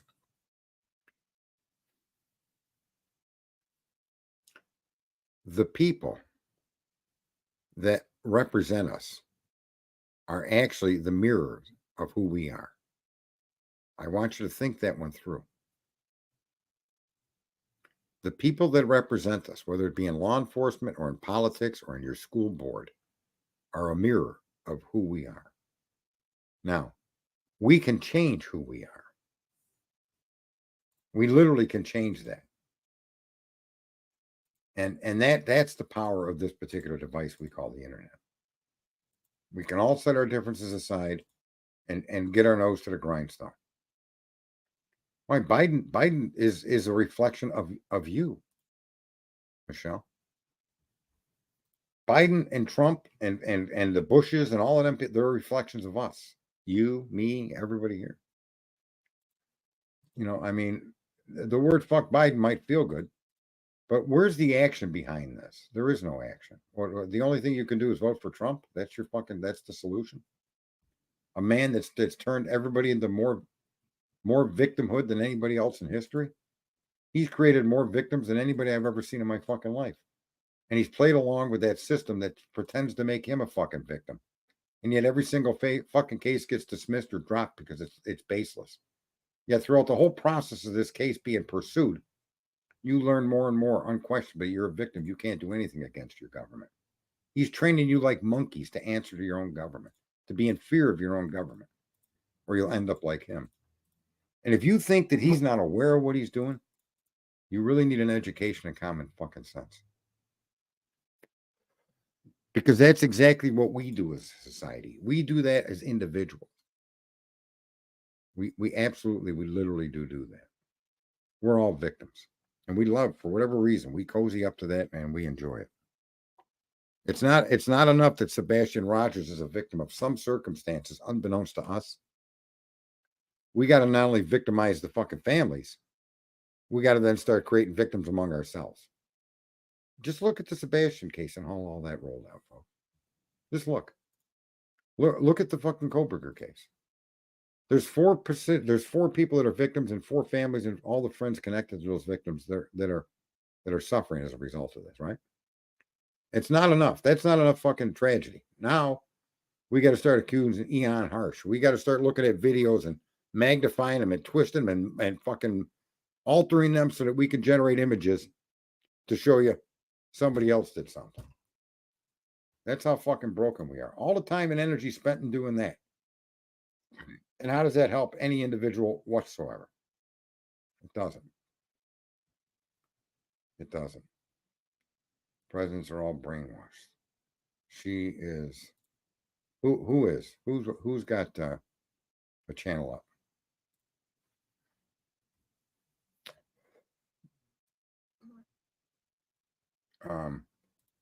Nobody knows if he's innocent. Nobody can say that with certainty that he's innocent except Bryan Kohberger. Just be aware of that, Michelle. I don't argue for the man's innocence. I simply point out how the police have told a story that's unverifiable, and parts of the story are outright lies. Okay? And for that, the man should not be charged. This case should be dismissed. Now, it should be dismissed willingly and eagerly, because if he did do it, right, and you don't take him to trial, you can still go after the guy again. Once he's tried for this, if he's acquitted, he could get up on the fuck, just like OJ could have. Came around and said, I did it. You assholes. I'm innocent. Have a good day. You know? That's why the justice system is set up the way it is. Okay? But the so-called evidence, that still doesn't exonerate Bryan Kohberger. Bryan Kohberger could have parked down the street and walked to that house. Bryan Kohberger certainly didn't drive around that house. Bryan Kohberger certainly didn't stalk that house 12 times. Bryan Kohberger's phone certainly wasn't connected to that house the night of the murders. Those are true. Okay? Those are the allegations. But all of those allegations are unfounded and unverifiable. That's absolutely correct, Michelle. But that doesn't mean he didn't do it. And that's why I'm saying a properly operated justice system would withdraw the charges from Kohberger and explain to the public why. Right? If they're using these charges just to hold him in jail while they come up with the right way of doing it, I don't know that that's going to fly.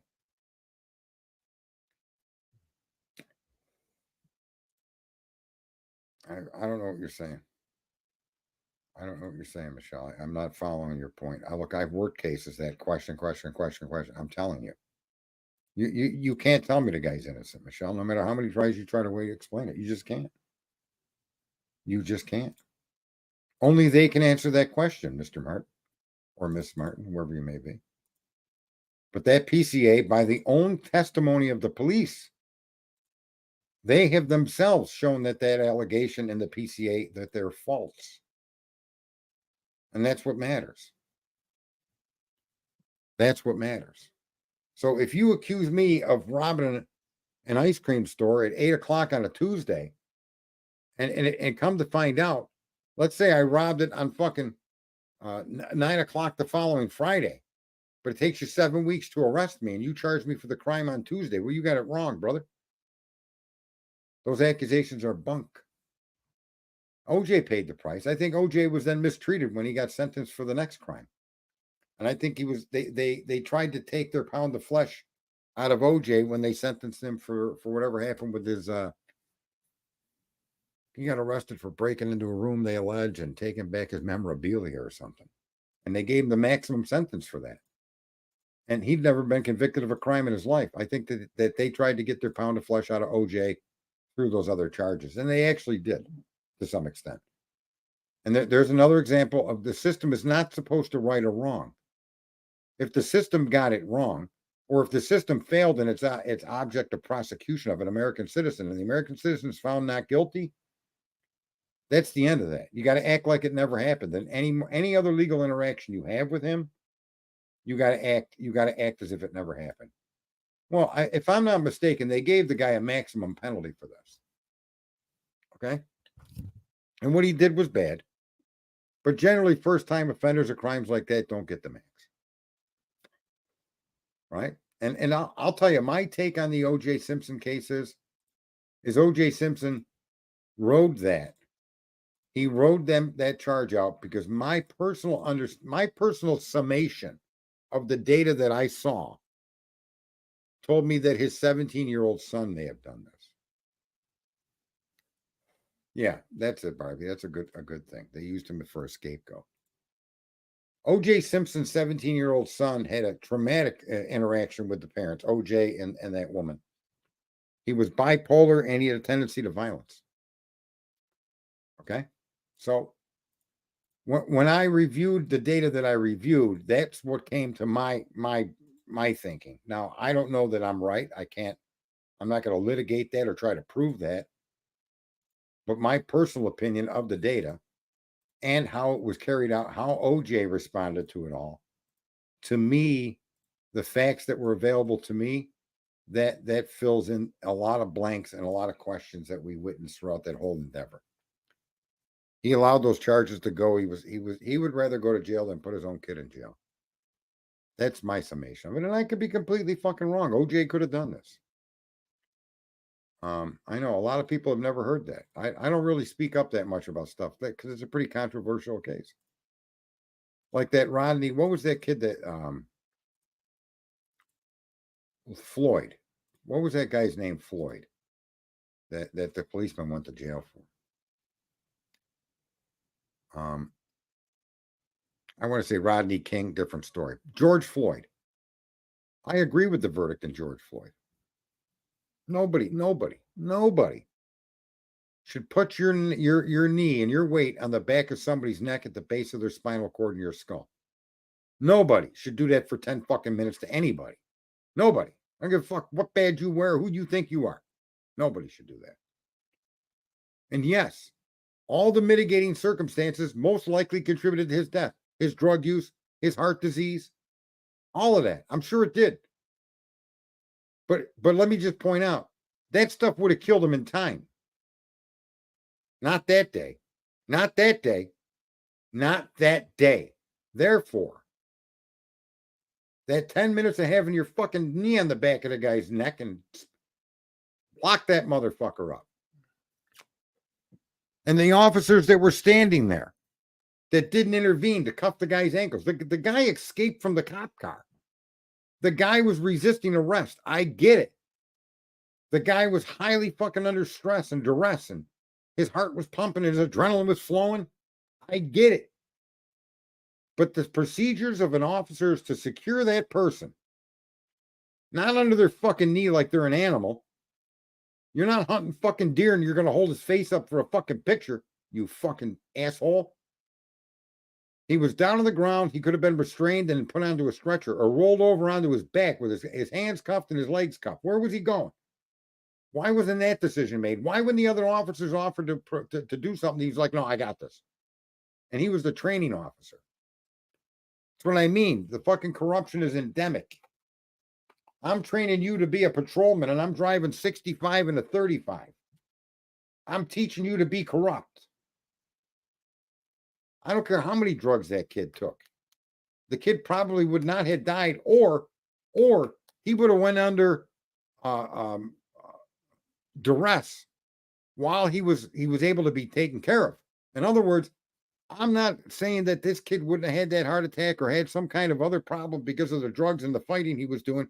Even if the police did the right thing, I'm not arguing that he would never have died. He could have died that very fucking day. But the policeman with his knee instigated that. Okay? 9 minutes and 29 seconds. Okay? And when people want to build a fucking monument or a memory to the guy, it's for that. It's for the 9 minutes and 29 seconds. It's not because he's black. Imagine if they did that to your kid. And how many of us, I was one of those kids that was a kid that was caught up in drugs and chaos and all kinds of shit. Okay? You could disagree all you want, T. Watch the video. Watch the video. George Floyd was not kicking and fighting for 9 minutes and 29 seconds. Factually, he was pinned to the ground by that officer behind that car with his head next to the fucking exhaust. Factually, there's a video that shows that. Because my first impression, without seeing all of the facts, was the guy did it to himself. But then as you watch and realize how long he was held in that position, no. That's unjustifiable. That there's no way to justify that position of doing what you did to that guy. Therefore, you should be held responsible. We need to hold our police to a higher level of responsibility. And that case gives us the opportunity. And instead, people want to argue whether... Do you want your child to be held like that for 9 minutes and 29 seconds? Would you be okay with that? I suspect 90+% of American people would say, no, I would not want you doing that to a child of mine. No, it's got nothing to do with Democrat or Republican. The Republicans put up an argument that was contradictory to the Democrats' argument, but the point is, when you watch the video and make up your own mind based on the data given, I think it's fair. It's fair to say that that was an excessive amount of time to hold a man in that position with your knee. And I think it's fair to accept that his own health conditions, his own mental conditions, his own addiction issues contributed to the death. I'm not saying they didn't. I understand and acknowledge that. He put himself in a bad position. He made bad choices. He really did. But that should not have happened at 9:29. Would he still be alive? I don't know. But I do know that after 9 minutes and 29 seconds of being pinned down by the guy's knee, he died. That we do know, right? I don't care what the federal government classified it as. I just don't. There's nothing you could say. There's no book you could tell me to read that will ever get me to accept that placing your knee and holding a guy in that position for 9 minutes and 29 seconds is okay. Not when there were other officers there in the scene with you. Yeah. That's what we're supposed to do. That's Wolf. I'm glad you pointed that out. We shouldn't tolerate what they did to Karen Reed as a group of people. We just shouldn't. We shouldn't tolerate what's going on in the fucking Idaho case. We just shouldn't tolerate it at all. And we should actually keep our fucking mouth shut until the facts are actually given to us, like in the Kansas City 3. Okay? How the fuck did we all start attacking the cops and start attacking the fucking hospital workers? What kind of streamers got you down there doing that? Look, the Donna Eyes case, same thing. It's everybody's fault but Donna Eyes. Donna Eyes, who we knew admittedly by the family itself in the very beginning, had an issue with drugs. No, William, I'm not basing my opinion based on feelings. 9 minutes and 29 seconds is a fact. Okay? Show me where that's not a fact, Mr. Tardy. That's what I'm basing. It's got nothing to do with how the fuck I feel. It's got everything to fucking do with the fact. 9 minutes and 29 seconds. Show me that he didn't do that. Just show me that. And then I'll listen and read every fucking pamphlet you want me to read. But show me the cop didn't do that, please. That's too long to hold anybody in that position under those circumstances, no matter what the fuck color he is. And that people cannot I don't give a look at all of this bullshit. You want to parse fucking location, you want to say this or say that. I'm sorry. That man should not have been held in that position when you had the capacity to restrain and remove him from the scene with other officers there with you. Couple of minutes would have been fine. 3-4 minutes would have been fine. 5 minutes, I'd have started to be a little concerned. Not when he was under the guy's knee, he wasn't resisting. No, he was saying, I can't breathe. I can't breathe. Whether he was acting or not. The other cops wanted to offer assistance. The primary cop shoot him away. So don't tell me that policeman didn't make mistakes. I'm not saying he went and murdered the guy intentionally. And he's claiming this is what I'm trained to do. No, you're not trained to hold someone in that position for 9 minutes. If you're alone, okay. Yeah, that's all I'm saying. It should have, it's not that it could have. Cops need to be mandated not to do something like that. Right? You can't do that, bro, unless it's just you and the perpetrator. And then the only people that can tell us what happened is you, because the other guy died. And at that point, I'm going to accept the cop's story. I have no choice. See, I'm not going to go looking for a conspiracy, William. But when you got video and you've got evidence and you've got a clock running, you know, he was saying that long before he put him on the ground. That's why he claims. I saw the video of him escaping from the cop car. They got him in the cop car, folks. He climbed out through the other side. And he was saying he couldn't breathe. Blah, blah, blah, blah. Yeah, I know. He was very uncontrollable. There's no doubt about it. That man should have been restrained and put on a stretcher and collapsed down to the stretcher. There's no doubt about that. And you could have done that in 9 minutes and 29 seconds. You literally could have done what should have been done. You could have. And the police is always supposed to default to what's right. The best thing they can do. And sometimes you don't have that option.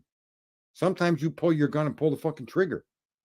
And then you realize the guy was pointing a fucking cell phone at you. Holy fuck, what a horrific fucking way to live your life out, knowing you shot some guy that has, you interpreted his act as drawing a gun. And you probably did it rightly so. So I understand there's a lot of complexities in this, but when you've got 9 minutes and 29 seconds of pinning this man to the ground, again, I don't give a fuck what color he is. On that principle alone, the system needs to be changed. And that cop was a training officer. Just like I said, if you're with a training officer who's driving 65 into 35, that's not acceptable. And well, what's the guy in the car supposed to do? Well, he's supposed to make a report. Or he's supposed to say something to him. Is it okay for you shouldn't be driving that fast. And if you get any trouble from your fucking trainer, then you get in trouble by your trainer. Right? We as people can stand up and do the right thing, but for some reason, we always want to be the victim. We always default to being the victim. Well, I wasn't driving the car. Well, you stupid motherfucker, you're riding with this guy. Well, he's my boss. I don't give a fuck who he is. He's another human being that's breaking the law, and you're hired to, he's training you to enforce the law, and meanwhile, he's breaking it right in front of your fucking face. What kind of a cop are you going to be? Pull up your fucking pants, people. Let's go. This is a very, very complicated, complex, dangerous fucking job that requires skills that most humans really are not capable of. Okay? So cut their hours, mix them in with the people that they're going to be patrolling. As I had pointed out earlier, there's a lot of little changes in the system that we should be demanding as citizens to acclimate society back into the graces of law enforcement, and law enforcement back into the graces of fucking the population. They're us. In as much as everything they're doing is to represent us and provide safety to the community, they are us. They are our neighbors. They are our kids, our sons, our daughters, our cousins. Right? And they're caught up in this system that does have endemic corruption. I asked an officer that if he was working with somebody on a major crime and they made a mistake that could affect the outcome of this crime, would you report it? And he goes, well, it really depends on how bad it is what he did. That was supposedly a seasoned law enforcement officer. That was his response. That was his response. No, you don't have the right to determine how bad this violation might be, or this mistake might be. You have no right to do that. Your job is to report it, to enforce the law evenly across the board with everybody, including those that you work with. Yeah, it's easier to play the victim than it is. We can hold ourselves to these standards. The population, we have the power to hold ourselves to these standards. And what would we rather do? Everything but that. Listen, if somebody could give me a reason, like I will not waver on the 9 minute and 29 second. Okay, I just won't waver on that. That nobody should be restrained like that. Okay. So that should be something we can all agree on. I don't understand how people can't just accept that that is wrong. And that wrong is enough that resulted in this man dying, as well as his poor choices in life, his poor health, his cardiac condition. All of that contributed. I don't disagree with that at all. But would it have all ended at that moment in time had he not been engaged with that policeman? And I would say to you, no. He very well could have died that very day, but it wouldn't have been because he was under the knee of a policeman. And maybe the fact is, no, 8 minutes and 29 seconds too long too. And listen, maybe this had nothing to do with him dying. But just like I said in the Karen Read trial, when corruption or a procedure or a policy is used against an American citizen, the actual appearance of impropriety is enough for it to be improper. Right? And so you have to be careful. That's why I would never want to be a law enforcement officer. It's much, much more complex than I think any of us give it credit for. I try, but I'm probably doing a bad job of giving it credit anyway. I don't think we fully understand, but that isn't a reason to apply common sense. Holding somebody in place like that for that period of time, 9.5 minutes, that's fucking, again, if there was no one there, if there were no other officers, if this was a one-on-one situation, then I'm fine. Yeah, if my time is wrong, other things could be wrong as well. No, that's what I mean. You're looking for a way out of accepting what we saw as fact, William. The facts, as I've explained them, are the facts that we have to go on. So there's no if. There just isn't. There just isn't. There is no excuse. There is no way to explain that what that cop did was justified. You can't make that argument. 8 minutes or 9 minutes. It's an unjustifiable situation. That's enough. And all the other ancillary issues that may have resulted in this man's death, we can discuss, but it's not pertinent. It's not pertinent. So, again, I just, and then people in here are being, you guys, I'll be very honest with you, for a chat room, you're being very reasonable about it. Because I think that when we look at it from this side of the aisle, we're able to see things that the other people were really complaining about. We weren't hearing what they were saying. We didn't give ourselves a chance to shut the fuck up and watch the video and see what happened. And then ask ourselves the question, is that equitable what happened in that arrest? And if you say no, it's not equitable, then whatever the consequences for that action should be the consequences for that action. And nothing else matters, folks. I mean, he was an MMA fighter. The guy like me, I was the youngest manager of a franchised auto company in the history of that company when I was 19 years old. I was the best-selling store manager. When you took about how many leads came in versus how many sales, I had the best record. And I was the youngest guy in the company. I went on to become a fucking crazy drug addict after that. And then I came back, and who you see now is who I've been for the last 30 years.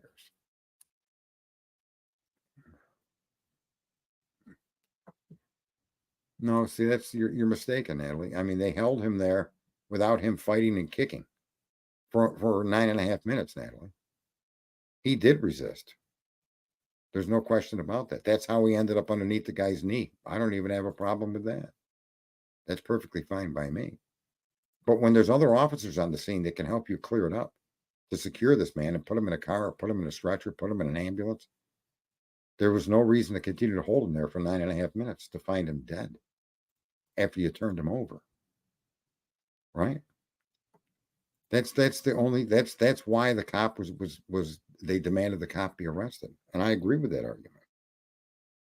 There's a lot of things that happen. There's a lot of mitigating circumstances, but the only thing that really mattered in that case was the cop justified and hold him under his knee for 9.5 minutes.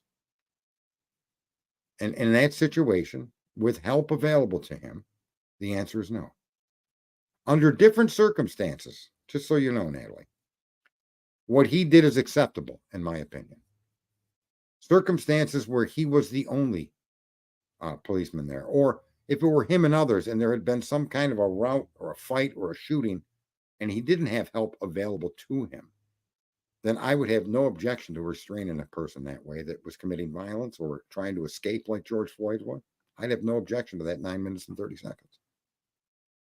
But in this case is different. He did have help. He had a couple of policemen there. They offered to help, and he refused. The suspect was saying he can't breathe, and he'd been saying that for quite a while, telling you that he might have been at some kind of duress.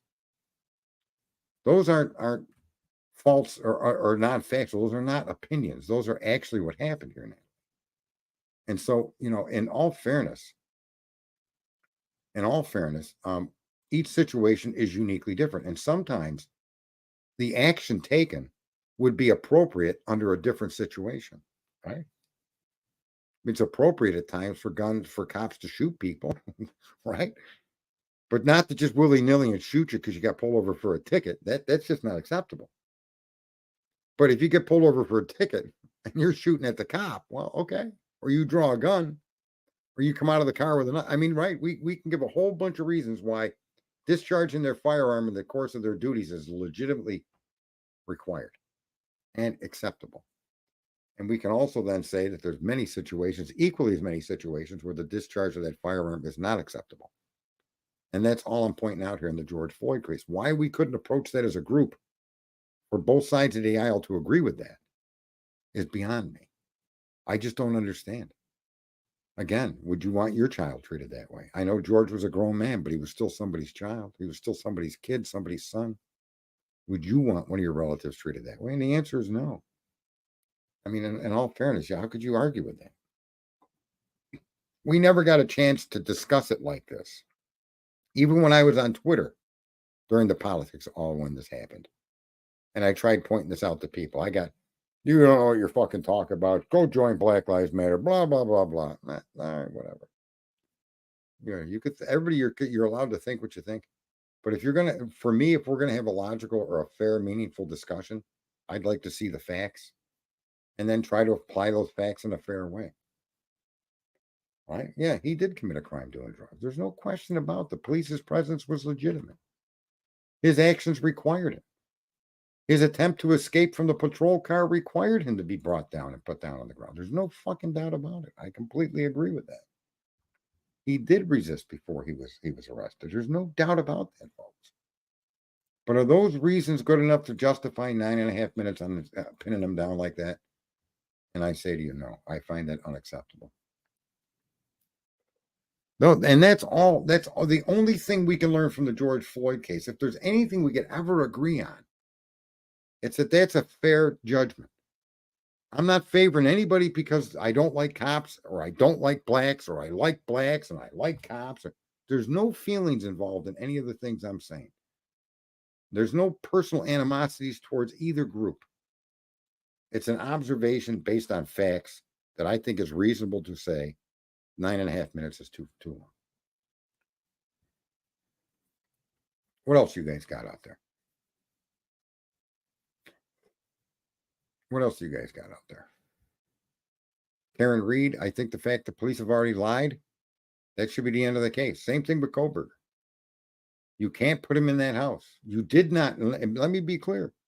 None of your arresting warrants and none of the warrants off that arrest that you applied for after the arrest, none of them included any production of DNA or IgG work.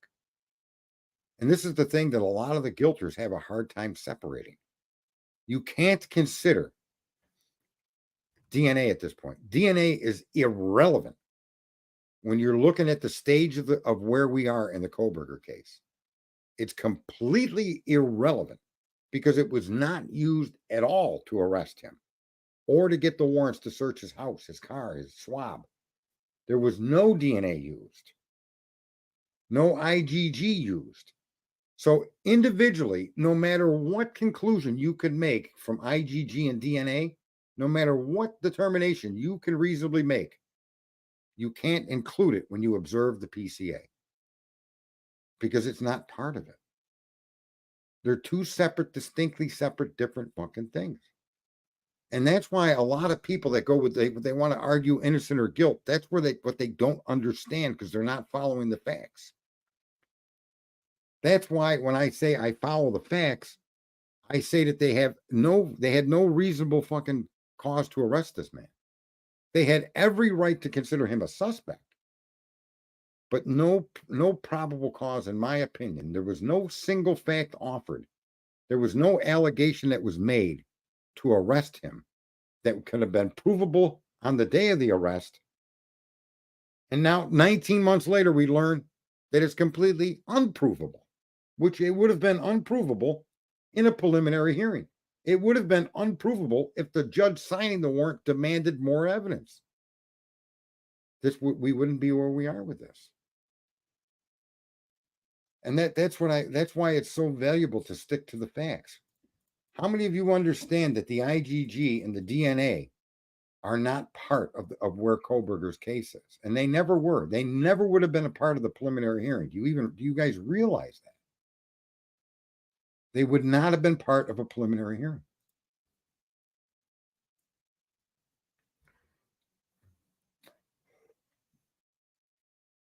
No, I think there's a reason to consider him a suspect. He's got a white Elantra. Close enough. He's got bushy eyebrows. Close enough. He lives in the vicinity. Close enough. Listen, it doesn't take much to consider somebody a suspect, folks. But that's not accusing you of guilt. It's just, it's called crossing your T's and dotting your I's. No, I think he was a great suspect. I literally do.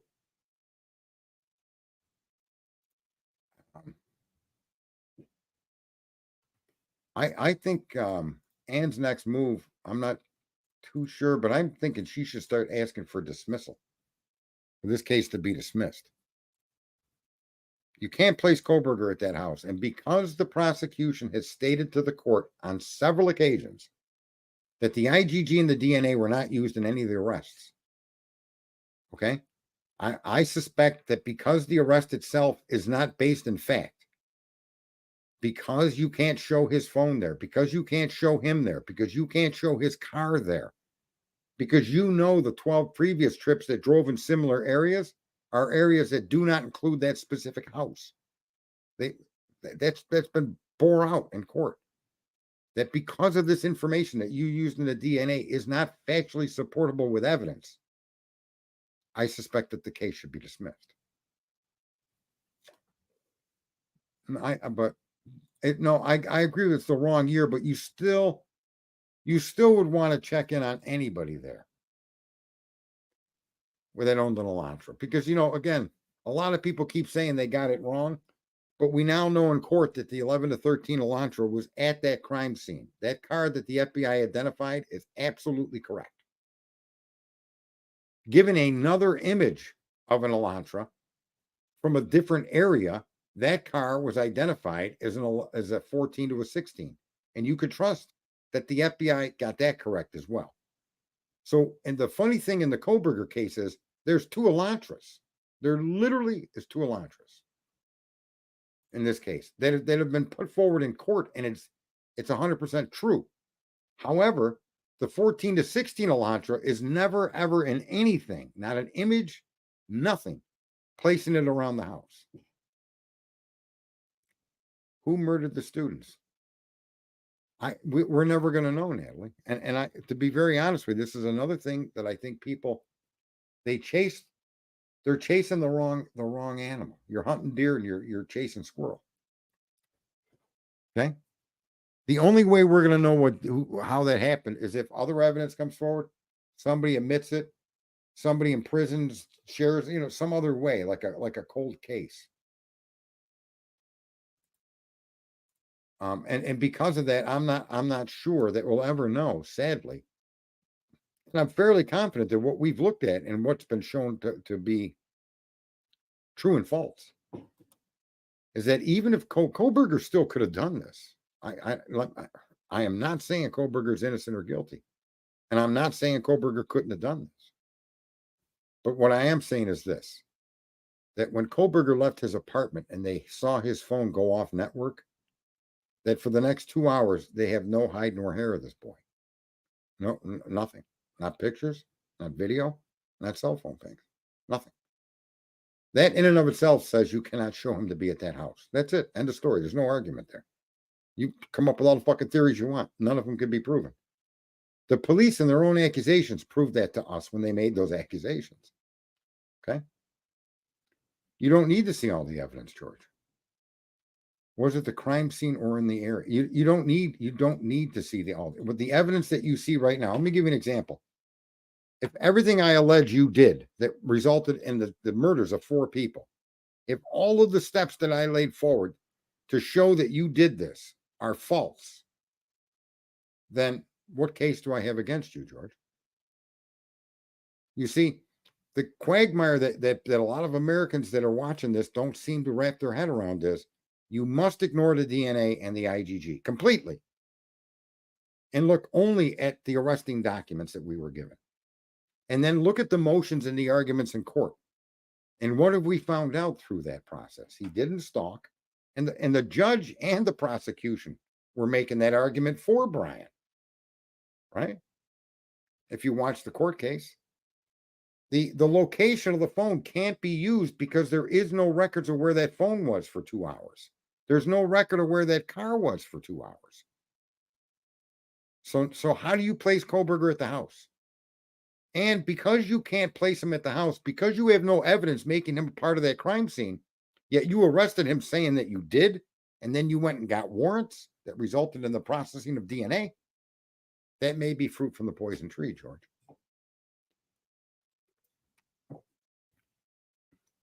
You see these TV shows, we've been programmed. Like I'm watching this crime. I watch a lot of crime series, especially Sherlock Holmes related stuff. And you've seen a lot of these true crime things. These guys illegally entering fucking premises or illegally searching or illegally doing something to catch the bad guy. And that's been a slow poison that we've been watching on TV that's becoming real. So in the Koberger case specifically, you have no way to verify Koberger's location or Koberger's phone at all from 2:47 a.m. to 4:48 a.m. All right. So that's before and after the crime. You do have images of a vehicle that in fact was identified as a 14 to 16 Elantra. You do have images of that vehicle going the wrong way at the wrong time on the wrong street after the crime, after 4:48, after the crime. How do those videos and how do those particular images make Brian Koberger the man that committed that crime? You could say all the shit you want. You could tell me all the stories you want. No, she has not resigned. She has not resigned. She's still on the case. And see, George, those are the parts of the case that are in front of us. Not whether the grub truck was involved, not whether some fucking video had something to do with it, or Eon Harsh, or fucking Jack, or Jake, or Joe, or Dave, or Saeed. None of that has anything to do with nothing. And that's so. So your question, have we seen all the evidence? That's an argument people make. Let me tell you what won't be in the probable cause affidavit. And we already know this to be true, are autopsies. The description of the crime scene. Remember, you're alleging that he committed a crime that resulted in the horrific deaths of 4 people by knife. You're going to be telling the court what that crime scene's all about, what they found. Okay? That's going to be in the probable cause affidavit, but it's going to be sealed. You're not going to see that. They're not going to release this information to the public. That's a big part of what you're not seeing. People running around saying they got evidence we have never seen, and they're going to use that against them. People running around saying there's a co-conspirator. Well, a co-conspirator is ridiculous as well. You and I can't go rob a bank and they only charge me and not you. And then if your argument is they're going to use you against me, that doesn't work either. The law prohibits you from doing that. They have to charge both of us for robbing that bank, and you as my co-conspirator. Now you can turn state's evidence against me to save yourself. That's fine. But you can't have a homicide committed by multiple people, more than one. Okay. And arrest one and not allege that there's an unknown co-conspirator to the case, or charge a known co-conspirator with the crime of murder as you charged Mr. Koberger, because a co-conspirator implies directly that they were involved with you. I forget who the streamer is telling everybody there's a co-conspirator they're keeping secret. No, the law doesn't work that way. Yeah, she's still going to represent them, but she's taken out a bigger, a better position or something. I'm not so sure. The Murdoch case is going to be similar to Koberger. Yeah, I don't know. I didn't really pay a lot of attention to that. What did H. Martin say?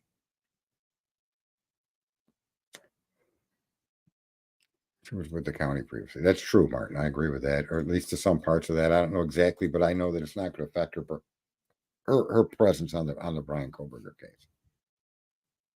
And so, folks, that's when you see it's passion that you see come out of me.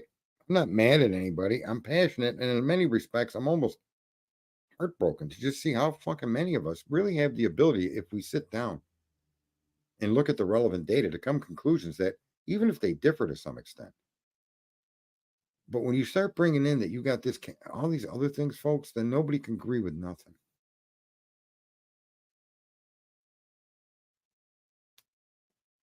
Yeah, I don't know. I don't know what that is. I've never seen it. No idea what that is. No idea what that is. Listen, sometimes police aren't prosecuted for improper behavior, folks. It's just the way it is. And that's when we should stand up and demand that they be. So I don't know what happened in this case. I'm just throwing this thought out there. And if they acted improperly and they get a pass, then that whole system needs to be called to the fucking desk. And people need to get on board and start emailing and sending media information, sending fucking letters to the fucking prosecution, to the governor, to the mayor, to the town clerk, to the dog catcher, to everybody. I mean, the power of the internet, you guys have no idea what this thing can do. You really don't. It's fucking shocking. It's doing it to you every day. That's the best part. And you don't even know it's doing it to you. That's how powerful it is. And I think like some of the questions that came up in the Koberger case, I don't even mind more questions, but I enjoyed them. I thought the questions were good questions. And I hope I gave you answers that make sense without, because I can be a rambling man. And I do ride a horse with no legs, so I am definitely a fucked up person. Yeah, I don't know who Sandra Bland is or her arrest, folks. I just don't know. What else we got in the Koberger case? Anything? Any other questions? But do you guys see the point that I'm making, that the DNA and the IgG has nothing to do with his arrest? And that everything that we're being presented with right now is all about what data they used in his arrest? And is that data valid? Does that data tell you that this guy likely committed that crime? That's the basis for probable cause. And I don't know how it likely points to Mr. Koberger.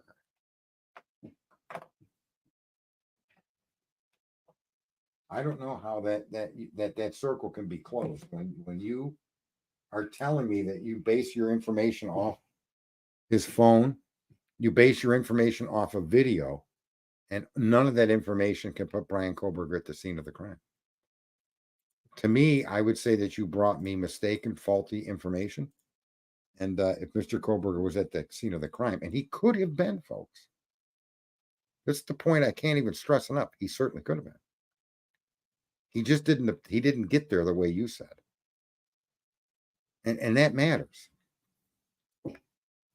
That matters. When you arrest somebody for a crime. The allegation matters, folks. Unless we want to live in a country that doesn't have a justice system anymore. We're slowly, if not quickly, running that way. And I think people are so convinced DNA is final. And it's just not. The majority of cases that are convicted on DNA, more specifically, the majority of cases that are overturned on transfer DNA collection, happened because there were other identified male collections at the same time. And it's the proximity of these other collections that matter. Okay. So let me explain. There's a case, and this gentleman is an American citizen. We won't get into his race. Was convicted of rape and murder. And the reason for that was because his DNA, his transfer DNA, was found on the victim's blouse. That gentleman was convicted of murder and put in jail. The exculpatory evidence that wasn't used in trial and wasn't brought forward was that there were three or four other sources of DNA found on the victim. And what made the three other sources of DNA so important was they were located in areas more directly connected to the rape and murder, not just on the blouse, you see. And so when they appealed it, that was the argument they put forth. And that gentleman was removed from jail and freed. He was exonerated. That's the problem with transfer DNA. If you would have said, or if the argument would be that there was transfer DNA on the knife sheath, regardless of where on the sheath, on the victim's shoe, on the comforter, on the floor, on the door handle, on the dresser, somewhere, and maybe, and definitely more than one location, then I wouldn't really have an issue with the transfer DNA. I would accept that transfer DNA as evidence against Bryan Kohberger. Okay. But there'd have to be multiple sources and multiple related, like the knife sheath is definitely related, right? If in fact that he used a K-bar, we accept that he did. That's what they told us. If in fact that K-bar, that sheath was part of that weapon, which they're implying it is. So let's go with that. And there's transfer DNA on there from somebody. That's pretty fucking damning. However, in the same crime scene, if there's three other sources of male DNA, two of them directly in the room where you found this transfer, right? Now you have to start asking questions. Who are these other two? Why didn't they do the IgG on the other two? Where were the locations of the other two of discovery? Where were they discovered? And let me just say to you folks, it's possible they didn't swab or examine the bed sheets and the comforters and the shoes and a whole bunch of things under any rough scrutiny, right? It's possible there was more DNA to be found because you were in a party house. Women, young girls that were active and sexually active, we can assume, with others in these rooms. Fair enough? So you would expect to find DNA of not just the victims, but partners they may have had, people that may have gone in. So, but when they tell you that there's two other male sources of DNA found within the house, within the vicinity of the victims, right? They're not talking about DNA they found on the washer and dryer in the house. They're talking about DNA that was either near Xana, Ethan, Kylie, or Maddie. If not near, but in connection to the crime. Otherwise, that DNA wouldn't have been mentioned or even considered. Because if you found DNA on the top of the oven, right, you should find DNA there. If you found it on a wall, right, we all know that was a college frat type house. So when they do tell you that there were three other male sources of DNA that were unidentified, that's an issue. And do we know that those three sources were transfer DNA like Kohberger's? We don't. What do you mean through? Was it blood, semen? Was it sweat? Was it hair? What was it that you found? Those questions are extraordinarily important. And when it comes to the argument of the DNA, Ann Taylor's going to have a field day with that. That one single source of transfer DNA they connect to Bryan Kohberger. I wish you guys would watch how they come to conclusions on who you are through your DNA. There's a statistical analysis that's done, folks. And we all make fun of statistics because statistics can be a very fucked up field of viewing things. And for instance, even in a paternity test, it never comes back that you are unquestionably the father. It comes back that you're 96%, 98%, 99%, 90%, 70%, 40%. Believe that when I tell you, 40% chance that you're the father. That's an absolute possible outcome. And taking a sample from you and comparing it against a child. Sample to sample. Saliva to saliva. It's a statistical analysis of the DNA that you come to a conclusion.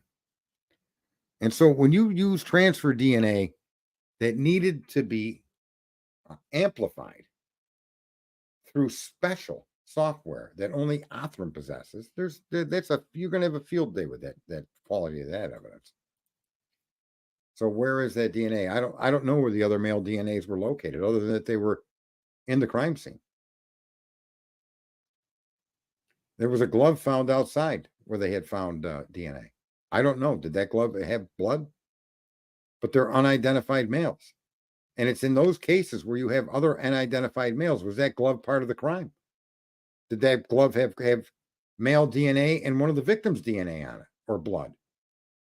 We don't know. I see? That's what I mean. Folks, if you don't know stuff, what I'm telling you is what we really don't know is more exact information on what we do know. However, it's safe to show that Anne, in filing her motions, and Anne, by bringing this to hearings, is forcing the government to answer a lot of these questions. And that's why I say what I say about the Kohberger case. This is way too premature to be worried about the DNA. We're still trying to figure out, and the court's still trying to figure out, the state's tripping over itself to try to hide the fact that what they used to allege he committed the crime is an unverifiable set of bullshit. It's a theory, like fucking any of these streamers can give you that Enon Harsh did it. Same fucking thing. It's a theory. Unverifiable theory.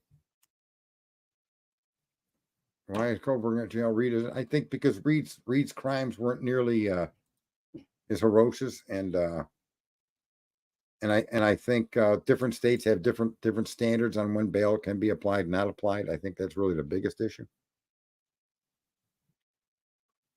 That's what I suspect, folks, you're seeing there. And the differences between why Reed is free and Brian Kohberger isn't. The nature of the crime and actually the statutes and the laws of the state when it comes to bail. I live in New York. I'm surprised that now if he'd have done that in New York, he probably would have been set free. Because that's how New York rolls. Could punch your woman in the face and get out on an appearance ticket. It's crazy, man. How does that help the woman you just punched in the face? But that's not really their. And then they say, we're pro-woman. Yeah, sure you are. You like to say you're pro this and pro that because you want everybody to think you're this way or that way. And in fact, you're just a bunch of lying bastards. All right. And I think we've gone as far as we can go with this. I hope my explanation and my views of the Kohberger case, I hope you guys can see why my reason is the way it is. And unless somebody can show me that these facts that have been debunked are actually verifiably true, then I'm going to maintain the opinion that they jumped the fucking monkey, man. They shouldn't. They jumped too fast. They shouldn't have arrested a guy in these charges. And I'm gonna close with this. I'm gonna say this. I've wondered from the moment they were brought up a federal grand jury inside one of the motion hearings with Brian. I wonder from the fact that hearing, the federal involvement isn't looking into the government of Idaho, the state, the prosecutor's office, the police department. Nobody, I think someone is starting to bring that out now. But the minute I heard that in court, that was my first statement about it, was that may in fact may be an investigation that's connected to Kohberger, but it isn't directly into Kohberger himself. I mean, they were told not to use the IGG work by the feds themselves. The feds were supposed to be a protected tip, and that all got blown the fuck up, right? We're not supposed to know the FBI was involved here, folks. Believe that. We're just not supposed to know. That's like giving out the name of a witness, what happened here. And right. That's what I think too.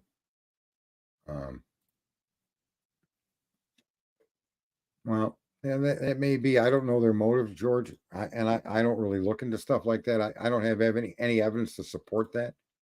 So I don't concern myself. Like trying to solve the crime, I don't concern myself with that. The crime will either be solved or it won't be solved. There's no other way, right? That's a fact. And really all I'm concerned with is what gets us to that end game. And it seriously looks to me as if the Kohberger case has been run like the Reed case. And I man. And here's the other thing. I was on 12 Gauge's stream earlier and he was talking about sociopaths and I don't know, a whole bunch of different personality disorders. narcissism and something else, man. And I want you guys to keep this in mind, okay? You've never seen Brian Koberger give an outburst. You've never seen him do anything in any way that was aggressive or suggestive or even glaring at the prosecution. You've never seen any behavior out of Brian Koberger except that of a man that claims he's innocent, carries his head high, he sits down at the defense table, he keeps his mouth shut, he doesn't make outbursts in court, he doesn't need to be manhandled, he doesn't need to be shackled, he doesn't give any signs of any animosity towards anybody in that courtroom, including the people lying about him in the prosecution. Now, can a sociopath and a narcissist can they do that? I don't know. I don't know if they would be capable of maintaining their composure like that. This gentleman knows that the View, his actions are going to have a big statement against him. If he goes out there and does anything crazy, right? And yet he's been able to maintain this composure. And I think an innocent person, no matter how fucking hurt they are, how mad they are, how angry they are, how fucking victimized they are, I think an innocent person that understands that a lot that's going to happen to them is going to be based on what they do from this moment forward would act the way Mr. Koberger's acting. I'm not talking.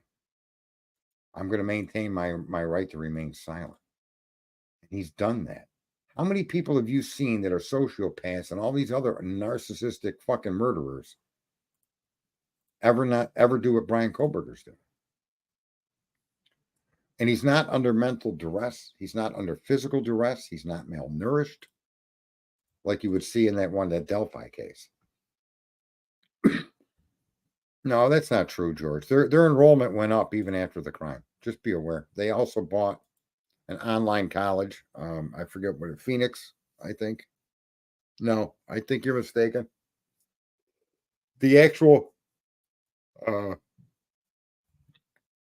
numbers disprove what you're saying. And even if it goes unsolved, it's not going to deter people from getting an education that school offers. Unless another school can offer the same services or better services.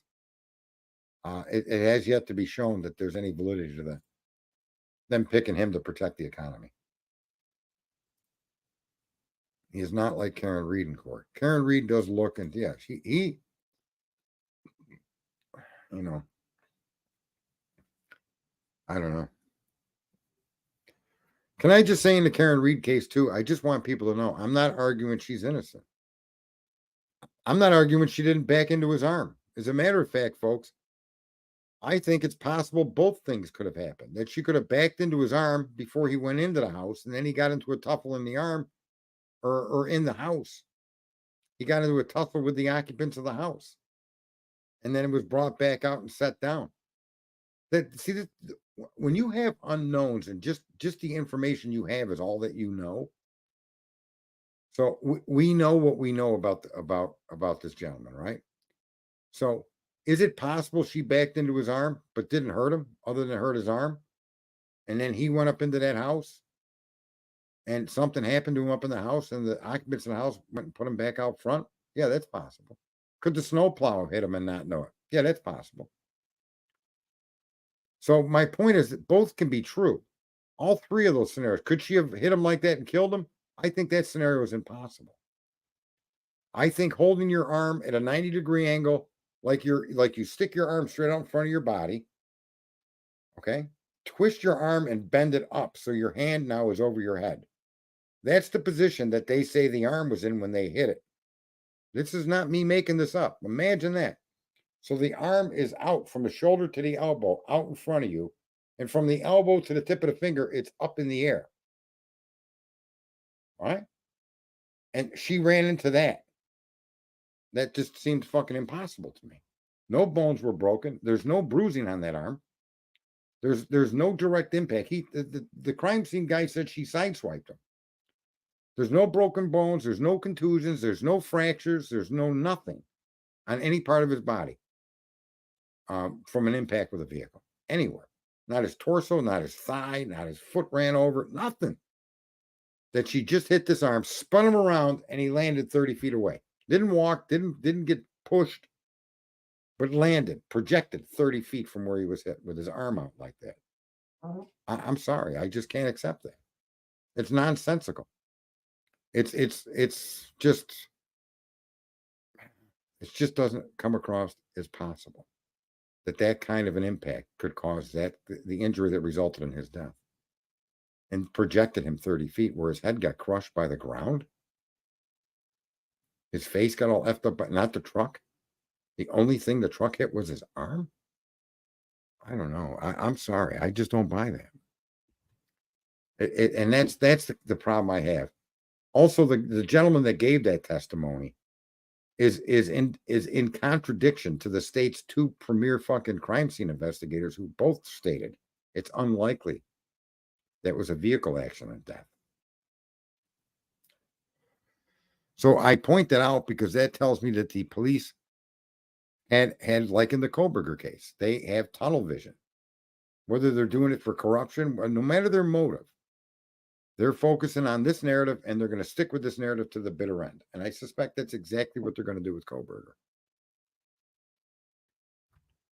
Right? Because look at, you even got a jury that at this point, 2 out of 3 charges, she was innocent. Right. There may have been cameras on that cop's house, but I think the neighbor across the street that had a camera, he was never even asked. I don't know if you guys know that, but the guy across the street that would have had it clear, his camera would have picked this up. He was never asked for his ring footage. So the investigators looking into this crime didn't look. They wouldn't want video of actually her backing into the guy. Rich and Allen is unbelievable. Look at all the cases against Donald Trump are unbelievable. And I'm not trying to support Trump. I'm just saying all of these cases are unfucking believable.